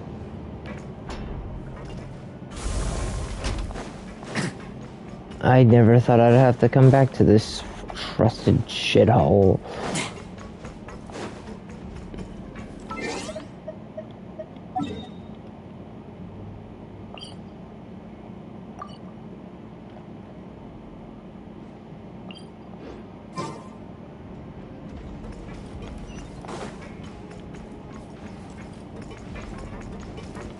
Are you fucking kidding me? Bruh.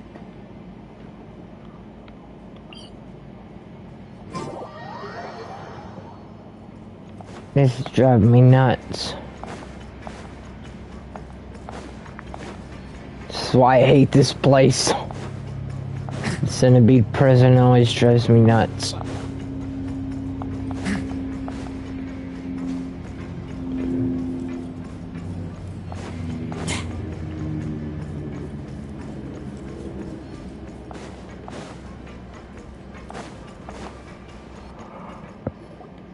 Whoa, the infirmary is packed!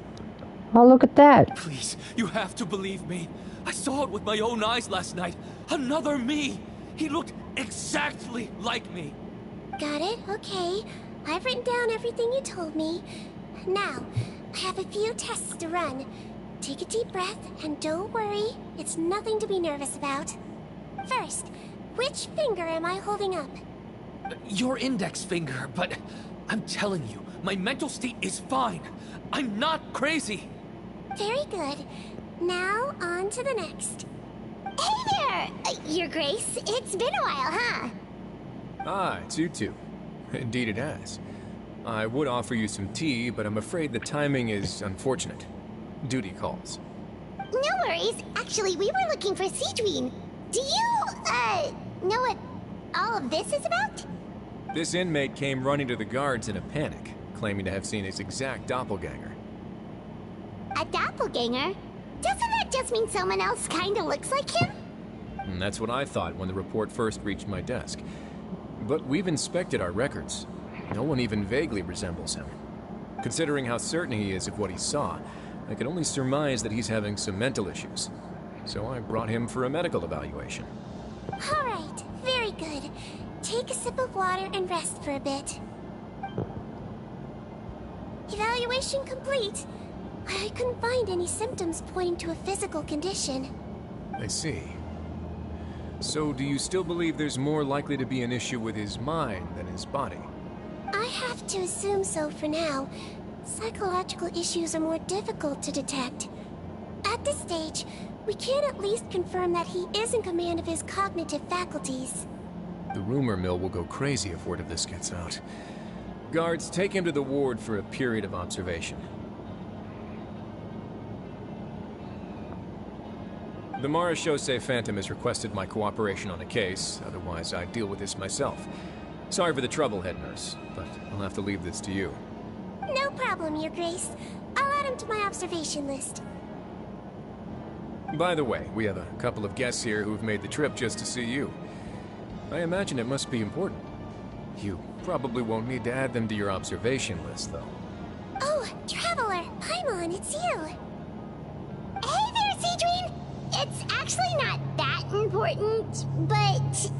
I'll be in my office if you desperately need me. Goodbye for now. Okay, bye-bye! So, Sidrine... Would you mind waiting for just a moment? I have another patient to see. Just find an empty bed and take a seat. I won't be long. Oh, sure! Sidrine, we've brought him. And he seems to have taken a turn for the worse again. Okay, don't panic. Let's start by sitting him down here. Paimon had no idea how busy it can get for Sidrine. Maybe now's not the time to ask for her help with skincare.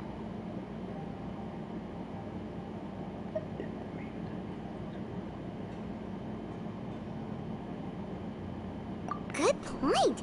Besides, it might actually be interesting to observe her at work. Well, this could hurt, so I suggest you take a deep breath first. Did his face melt? What happened to him? It's anyone's guess. His face melted off shortly after arriving at the fortress. But since he's a serious offender, he can't be allowed out for medical treatment. Best we can do for now is ask the head nurse to give him something to manage the symptoms. Oh, this is gonna be awkward. We still need to bring him to the Marechaussee Phantom for questioning. What if he scares them half to death? Will that be our fault? The Marechaussee Phantom? Does this have something to do with the case Risley's dealing with? Yeah, it was a huge case. They bagged a few dozen crooks in one fell swoop. And this guy's the baddest apple of the bunch. He harmed countless people. And now, it looks like it's all finally catching up with him. You done gawking? Not yet. I need to check the severity of your ulcers to decide the right dosage. Don't worry. We Mexicans have a very different sense of aesthetics from humans. To me, he just looked like a little kitty with slightly scruffy fur, but still just as cute. Don't patronize me. Do I look like a kid to you?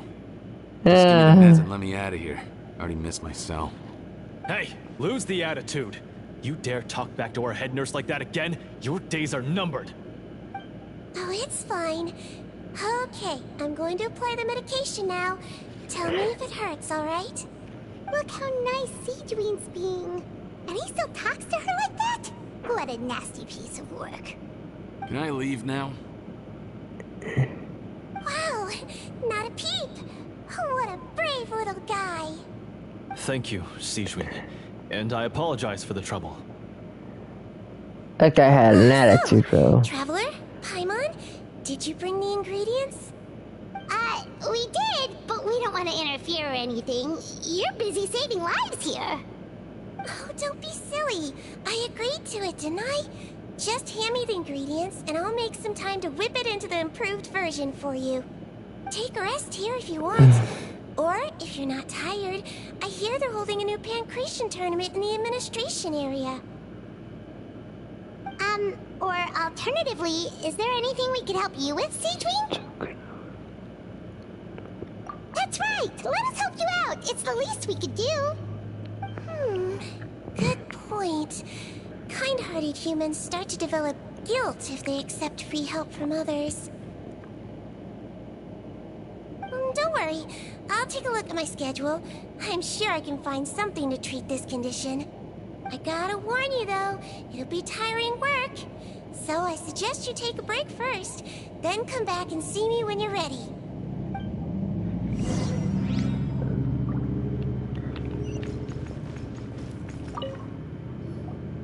We're ready, Seedween. What's our first mission? I found the perfect job for the Traveler. First, I'd like you to lie down in this bed. Yippee! What for? I need you to pretend to be sick. What? Is it that difficult? I thought you did a pretty good job last time. Oh, so you knew. I sure did. He was way more interesting than the usual malingering inmates, and you played along very well, Paimon. I observed you two for quite a while after that. It is. Why do you need us to do it again now? Time to explain. My next patient will be here any second. Oh, please, just do as I say. You can, pretend like you've got a nasty headache, and throw in some dry heaving for good measure. Yippee!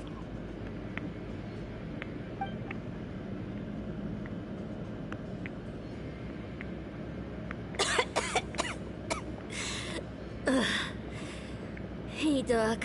It's me. I'm only here because my mom won't stop pestering me about it. So annoying. Well, your mother has enough on her plate with a busy job. Well, the last thing she needs is to worry about you being sick as well. I know.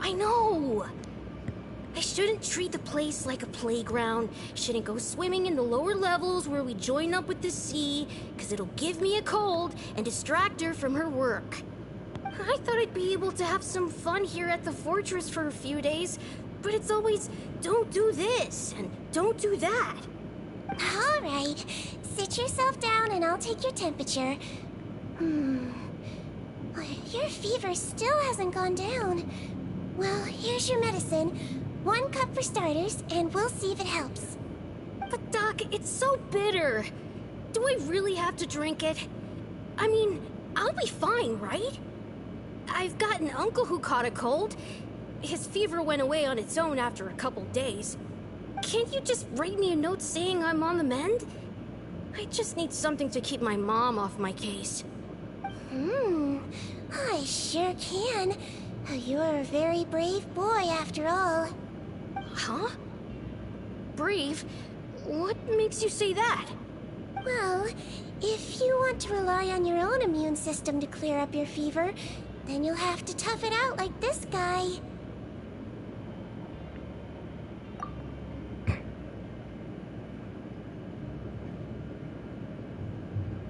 Hang in there, Traveler! Are you gonna puke? Paimon can get you a paper bag! Oh, I see. As long as you're tough enough to get through the nausea and dizziness caused by the high fever, you'll be right as rain after just a few days rest.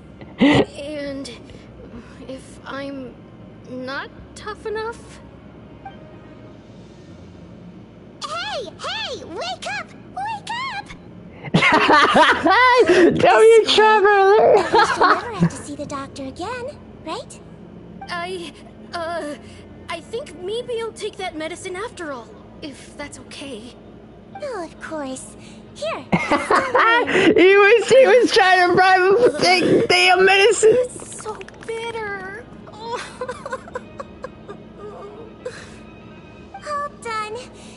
job, you two. That kid really doesn't know what's good for him. His mother's a guard here. She's been working back-to-back shifts lately. That's funny. But unfortunately, his father's away on a business trip right now. She had no choice but to bring her son here for the time being. He was quite happy at first. He seemed to think that the Fortress of Meripede would be all fun and games. So you made us put on that act just to scare a kid into taking his medicine? That's a pretty sneaky trick. Seems like there's a whole side to Siegeween we never knew about. It's a technique I learned from my teacher.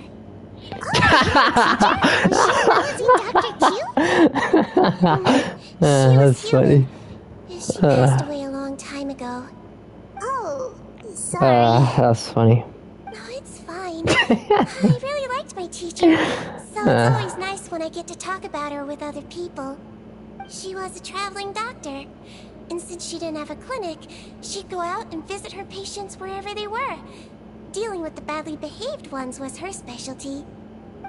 She used to say, if you can scare the little brats into taking their medicine, you won't have to hear them wailing and screeching when their condition gets worse.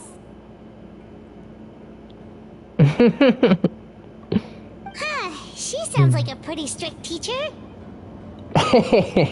Strict? Well, that's not how my teacher saw it. She thought of herself as terrifying to kids. Strange way for a doctor to describe themselves. Now Paimon's curious to know what she looked like. Don't want to know, Mary. Don't want to know, Paimon. I actually have a picture of her. Ay, ay, ay! What the fuck? Oh, hell nah, nah. Wow, yeah, okay, that'll terrify the kids. Yep. All the children she treated thought she was a witch. Why does it almost sound like you're envious of her? Oh, because I am. If she was here, all the children would take their medicine without any need for tricks. A doctor who looks like a witch. True, they wouldn't dare try anything funny with her around. Oh, me, on the other hand, it's hopeless. Children aren't afraid of me at all. That's actually a good thing, you know? Oh, my next patient should be arriving now. Would you mind lending me a hand again? Oh god. Sure thing! On to the next mission!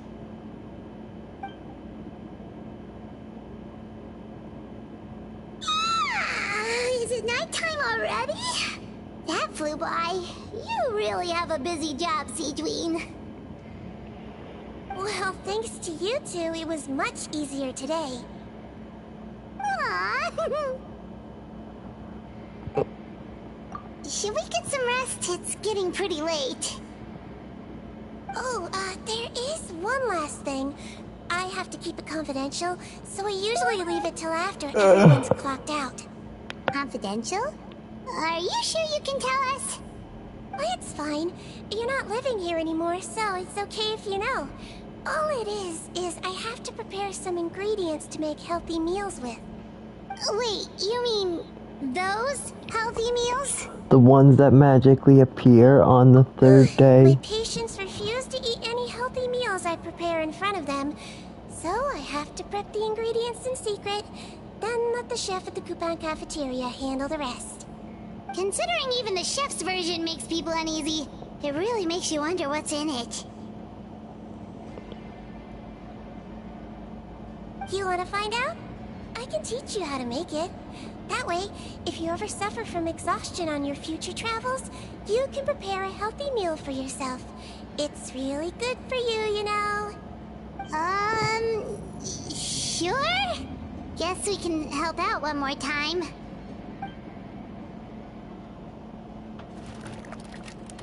The ingredients are ready. Now, put them on the table and add them in the order I tell you. First, we add this special slime condensate, stir it thoroughly, then pour it in. See that? It adds elasticity. It looks just like tasty jelly, doesn't it? Yeah, it really does! Until you remember it's slime condensate. Next up, xenochromatic crystals. You want to crush them up into a fine powder, like powdered sugar. Wait, are those from Fontimer Aberrants? Are you sure they're edible? Finally, we'll need some high-protein meat. Frogs are an excellent choice. You just need to clean their innards, and then you're left with some lovely, tender meat. Oh! Frogs. And we're done. All that's left now is to pack them into lunch boxes and hand them to Walsey. Yesterday in the production zone, I noticed an inmate who's been working for 2 days straight. That means it's a healthy meal for him tomorrow. Seedream really does have the inmate's best interests at heart.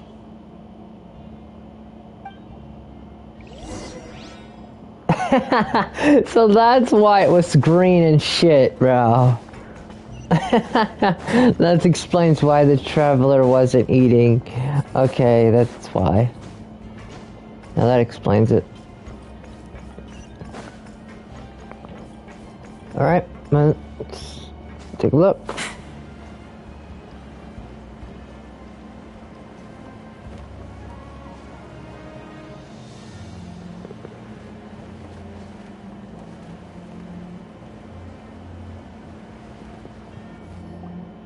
Ah, head nurse.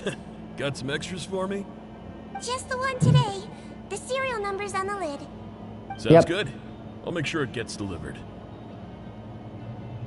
Sounds like they're talking in code. Thanks for your help. Oh, it's no trouble at all. I only wish I could do more. You work so hard for all our sakes. I'd happily lose a little sleep if it meant helping you out. That won't do. If you reduce your sleeping hours any further, your health will start to suffer. All right. Nurse's orders. I'll do as I'm told. But you take care of yourself, too.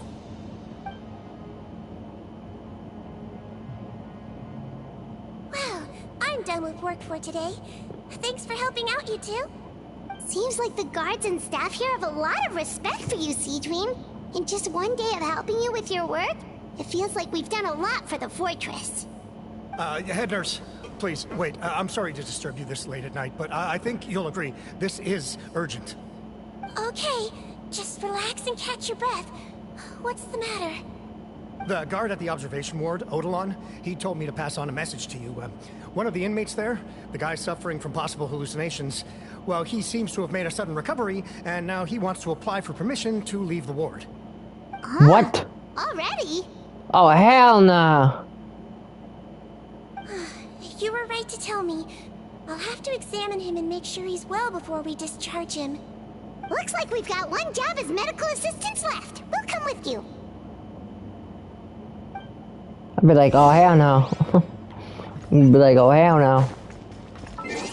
Now I gotta go up the damn sucker. Now I gotta go.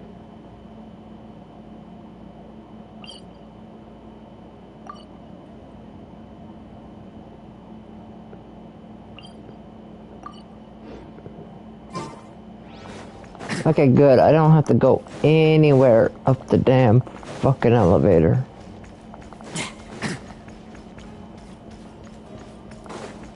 And I changed my mind. Looks like I gotta go up the fucking elevator. Which is fucking bullshit. I call it bullshit, ladies and gentlemen. Bullshit. And then I gotta go through here. Through the hall. And I gotta go through the hall. Down the thing. Up the elevator. Where is the damn frickin' lever when you need one?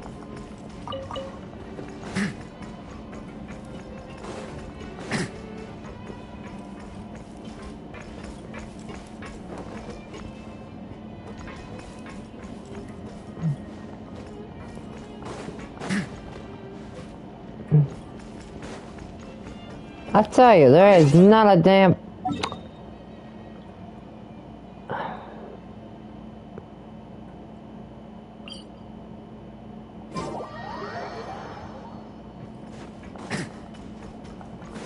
There we go.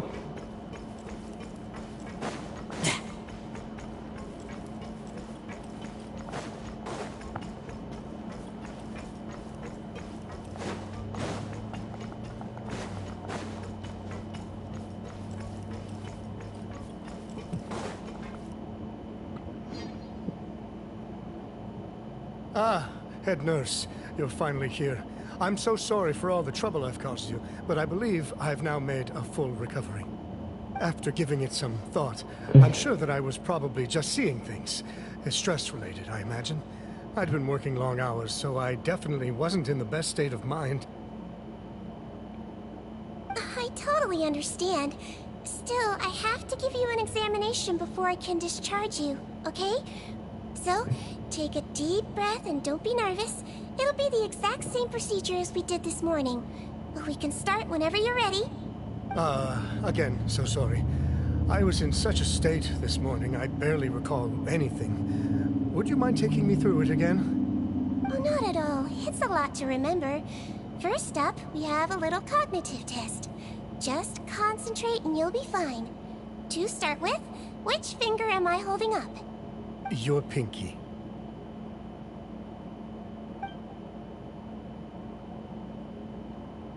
Alright, all indicators seem normal. So it was a stress-induced hallucination after all? Well, we've certainly had previous cases of mental illness caused by overwork, which is why I carefully observe everyone in the production zone. I wonder how I managed to miss the signs this time. Please, head nurse, you shouldn't blame yourself. I'm just still adapting, that's all. Pushed myself too hard, and I guess I couldn't take it. Thanks for looking after me. I'll be as good as new after a good night's sleep. And if you can give me the okay, I know I'll sleep better back in my good old dorm. It can be difficult to relax in an unfamiliar environment. Alright then, you can leave the ward. I suggest you take 2 days off to focus on your recovery. I'll take you off the observation list for now, so you're officially discharged. Great. I can't thank you enough, head nurse. Mr. Odilon, could you escort him back? Of course. I'm on guard duty in the administrative area tonight, so nothing will go wrong. You have my word.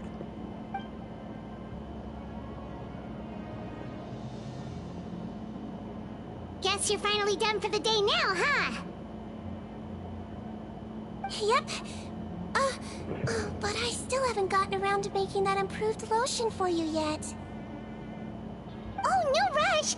Seriously, it's super late now. You should go get some rest too. Well, tomorrow it is then. Good night, Traveler. Good night, Paimon. Hope you sleep well. Oh, don't you worry. We will. After a productive day of work, we're both gonna sleep like a log. Yeah, sleep tight, Sea Dream. See you tomorrow.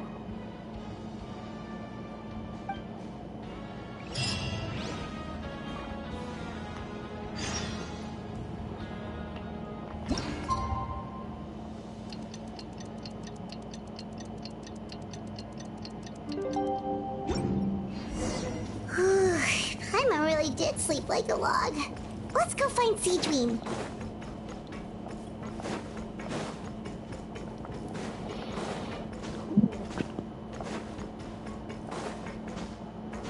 Today I get to go and try out Pizza Hut again. I'm gonna go to Pete again today at 3 o'clock. Whoa! How is the infirmary even busier than yesterday? Good morning, Traveler and Paimon. I have a few people here for a checkup, so you might need to wait for a while. No problem. Anything we can do to help? There's a bit of a complicated situation here. I'm still getting to the bottom of it myself. You have to believe me. I'm telling the truth. You're in a medical facility. Keep it down. Please, listen to me. I'm not Gascon. I'm Uy. You're a horrible liar, you know that? We get all your mugshots with the arrest warrants. It's clear as day that you're Gascon. You mean because of the way I look? I don't know what happened. I just woke up like this. Then you guys dragged me in here for an interrogation. I brought you here to figure out what's going on. If you truly are the victim of an injustice, yelling isn't going to achieve anything. At most, it'll delay your vindication. All right. I get it. This is nuts. Yesterday's interrogations went fine, and now this. Morning, Your Grace. What's going on? Remember the case I mentioned yesterday? The one brought to me by the Marechaussee Phantom?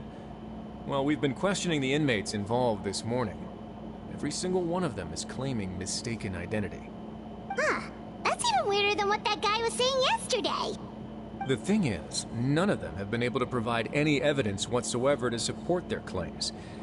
Questioning them further got us nowhere, so for now, we've brought them to the infirmary. And we thought yesterday was as busy as it got for Siegeween. We've compiled their statements. Have a look. Perhaps there's something we missed. Alright, let's see. Alright, this... Poten... Who's the Poten? Who's this Poten? Poten? Poten? Poten? Poten of Honor... I had applied to go out and see a doctor, but when I woke up, I was in another cell. Unbelievable. Gascon. I'm not Gascon. I'm Hollis. Today should have been the final day of my sentence, so I should have gone free. What gives? Emery? I'm Eric. Why does stuff like this always happen to me?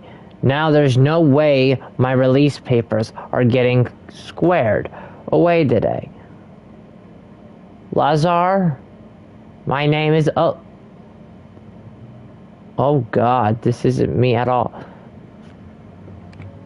Okay, that's some hilly-billy biller house squash. Wait. That's Release. really... Interesting. The inmates they spoke of in their statements appear to all be due for release today. I noticed that too. If that's their plan, they're underestimating us a little. Every serious offender claims that there's someone else who just so happens to be due for release today. And they're expecting us to go along with that. All the more reason to be cautious. Lumberzar, check the release list for today and make sure no one gets processed. We're gonna need an excuse, though.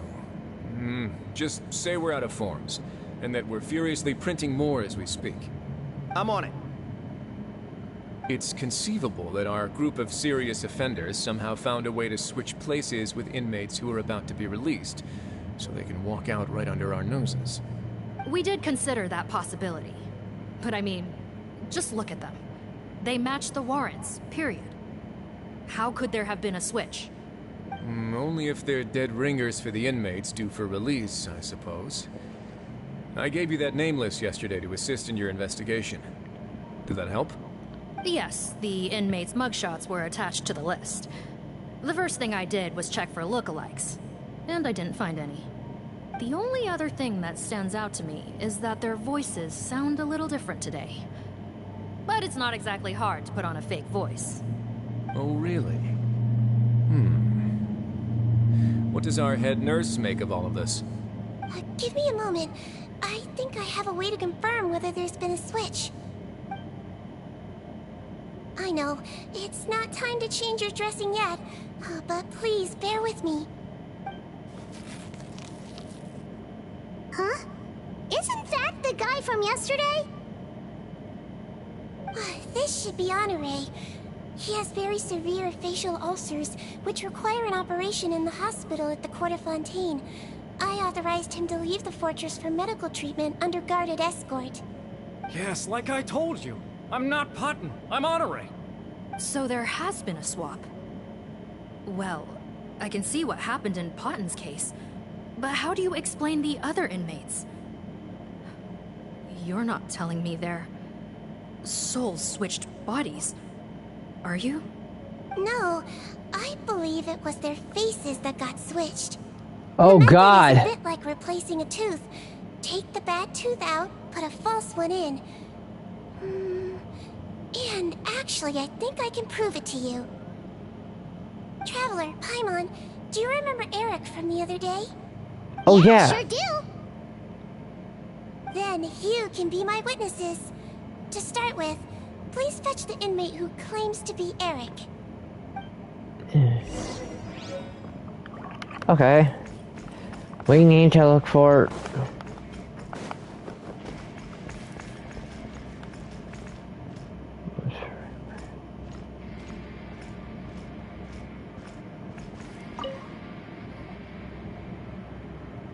So, you're Eric?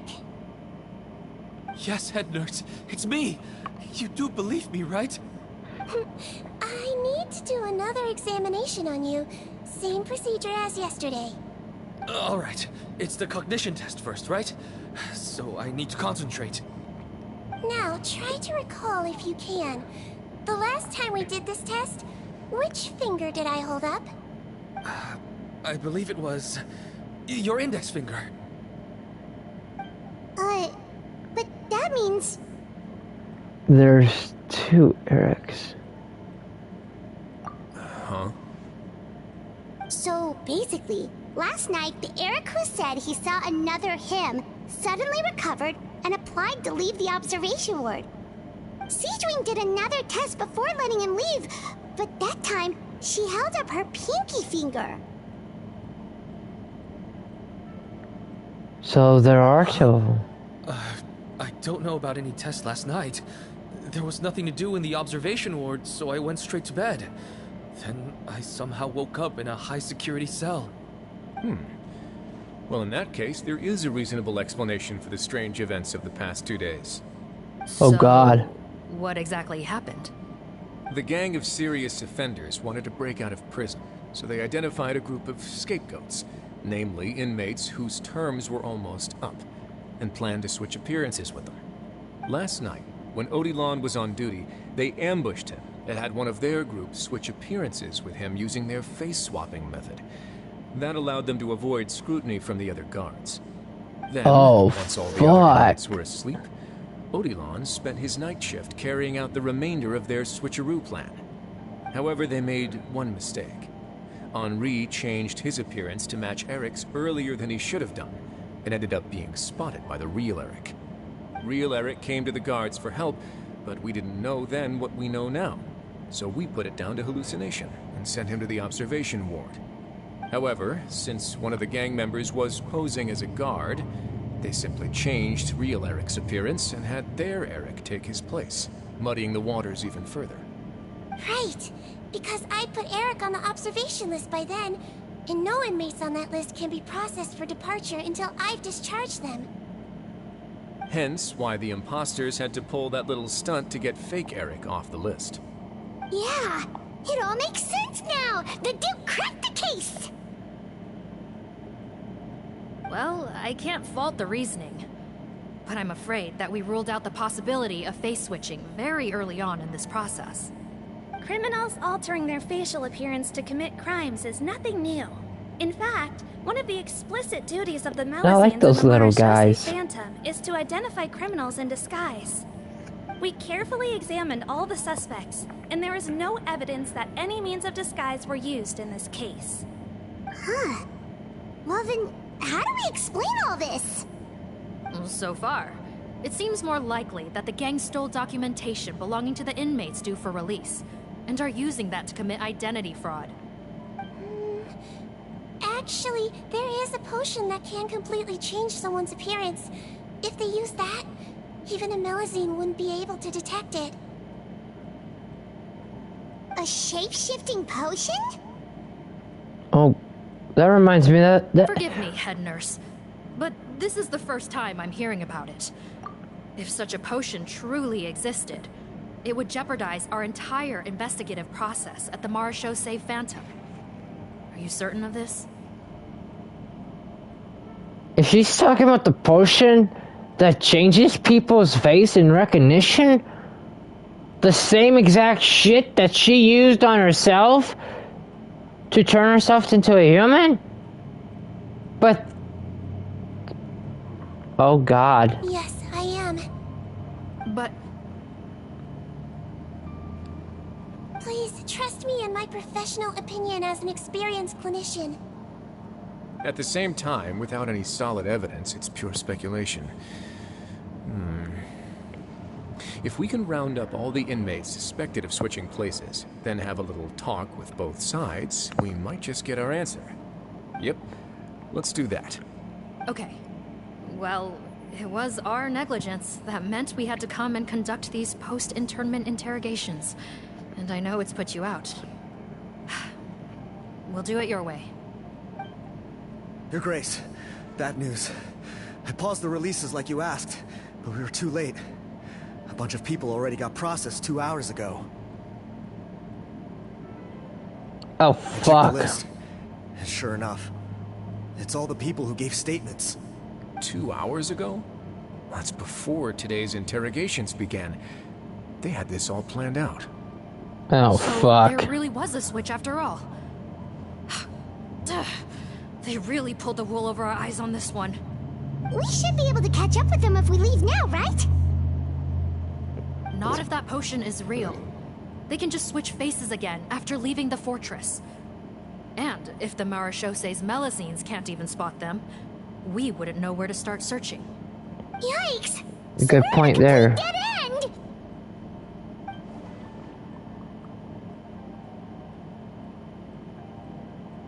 Well, technically there is one more lead we could follow up on. We were only able to arrest this gang thanks to the help of a researcher from the Fontaine Research Institute. I believe his name is Rawat. Oh? Rawat? Isn't that the handsome guy we met at that skincare promotion? Handsome?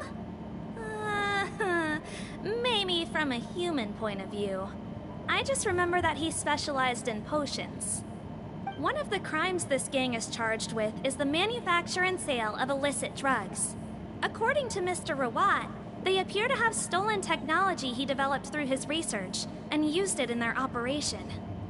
At first, he thought it was a typical case of intellectual property infringement, and he tried to negotiate with them.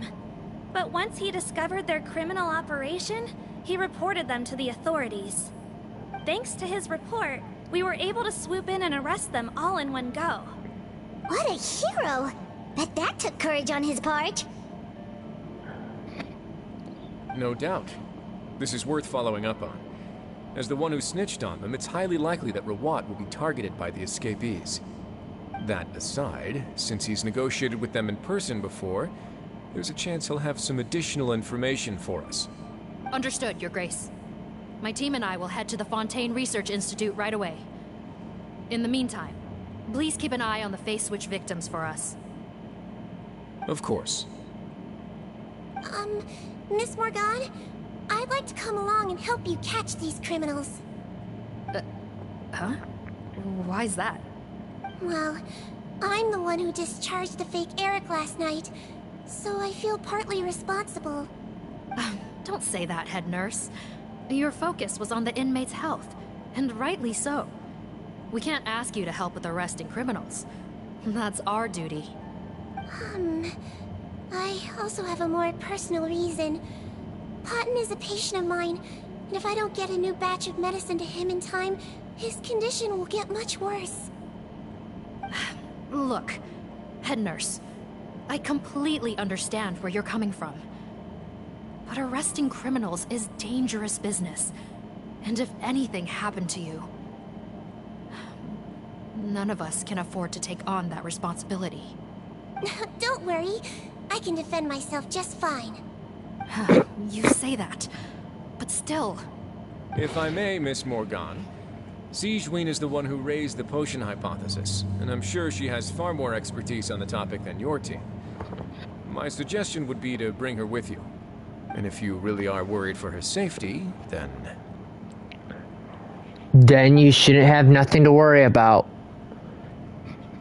And plus, Paimon and Traveler will go, there you go, right on along. cue. Knew I could count on you.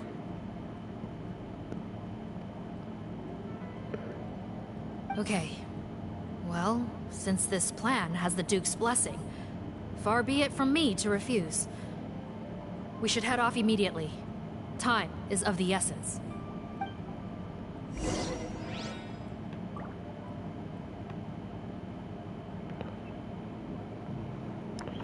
Alright. Let's see if I can finish this up. If we can finish this part up.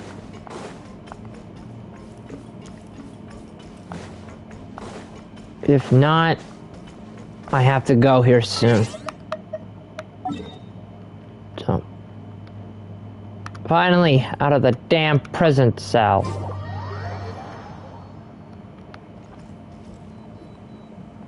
Come on. Greetings. What the hell?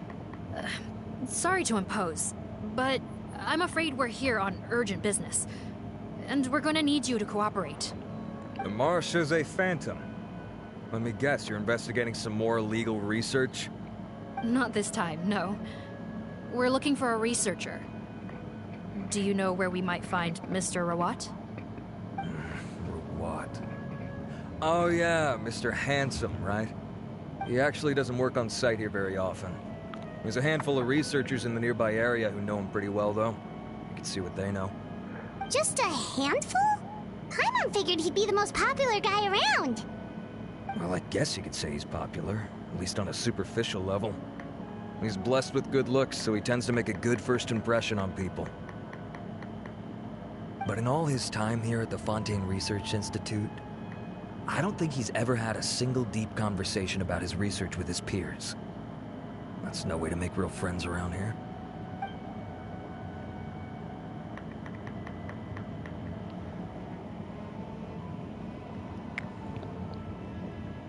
That's so weird. He definitely didn't come across like a recluse at that product promotion. Oh, I don't find that weird at all. He definitely didn't strike me as the kind of guy who's, good at making friends. Really? Paimon couldn't tell. Must be a Melusine perception thing. Okay, we should talk with his acquaintances. But we also need to check the Research Institute for any clues. Let's split up. It'll save us some time. Sure thing. We'll go ask around among the other researchers with Siegeween. Okay. Paimon's suddenly kind of curious to know what everyone really thinks of him.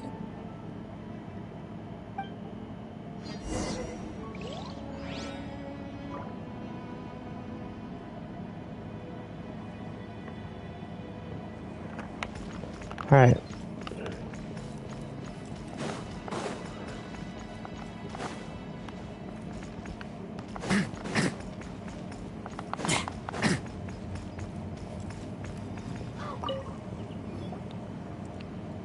Excuse us, are you Audrey?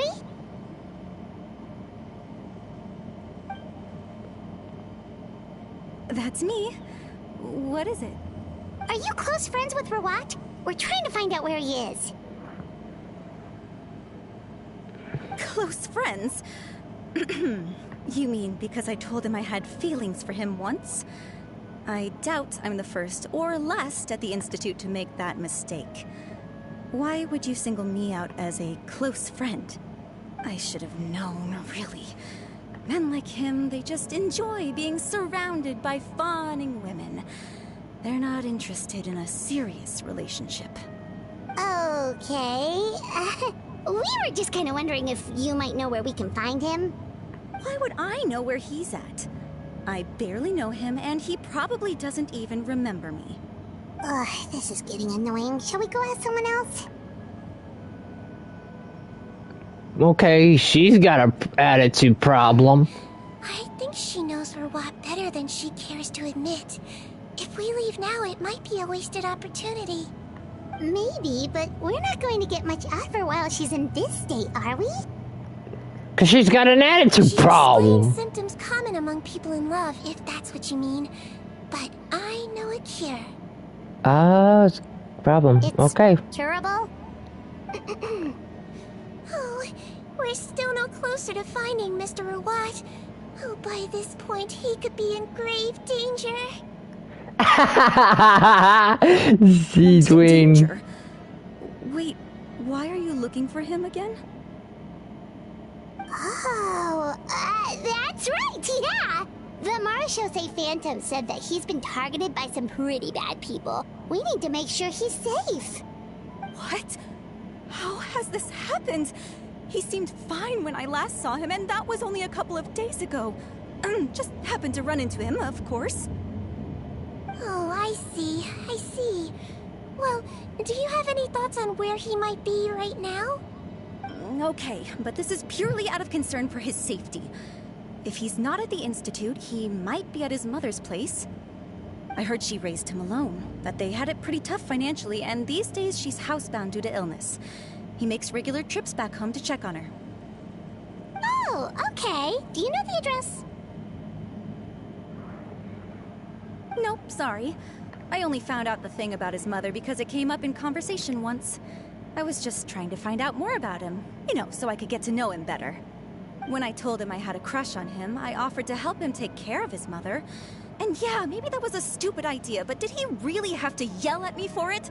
It's like, fine, I can take no for an answer, but what's with the temper tantrum? Unbelievable.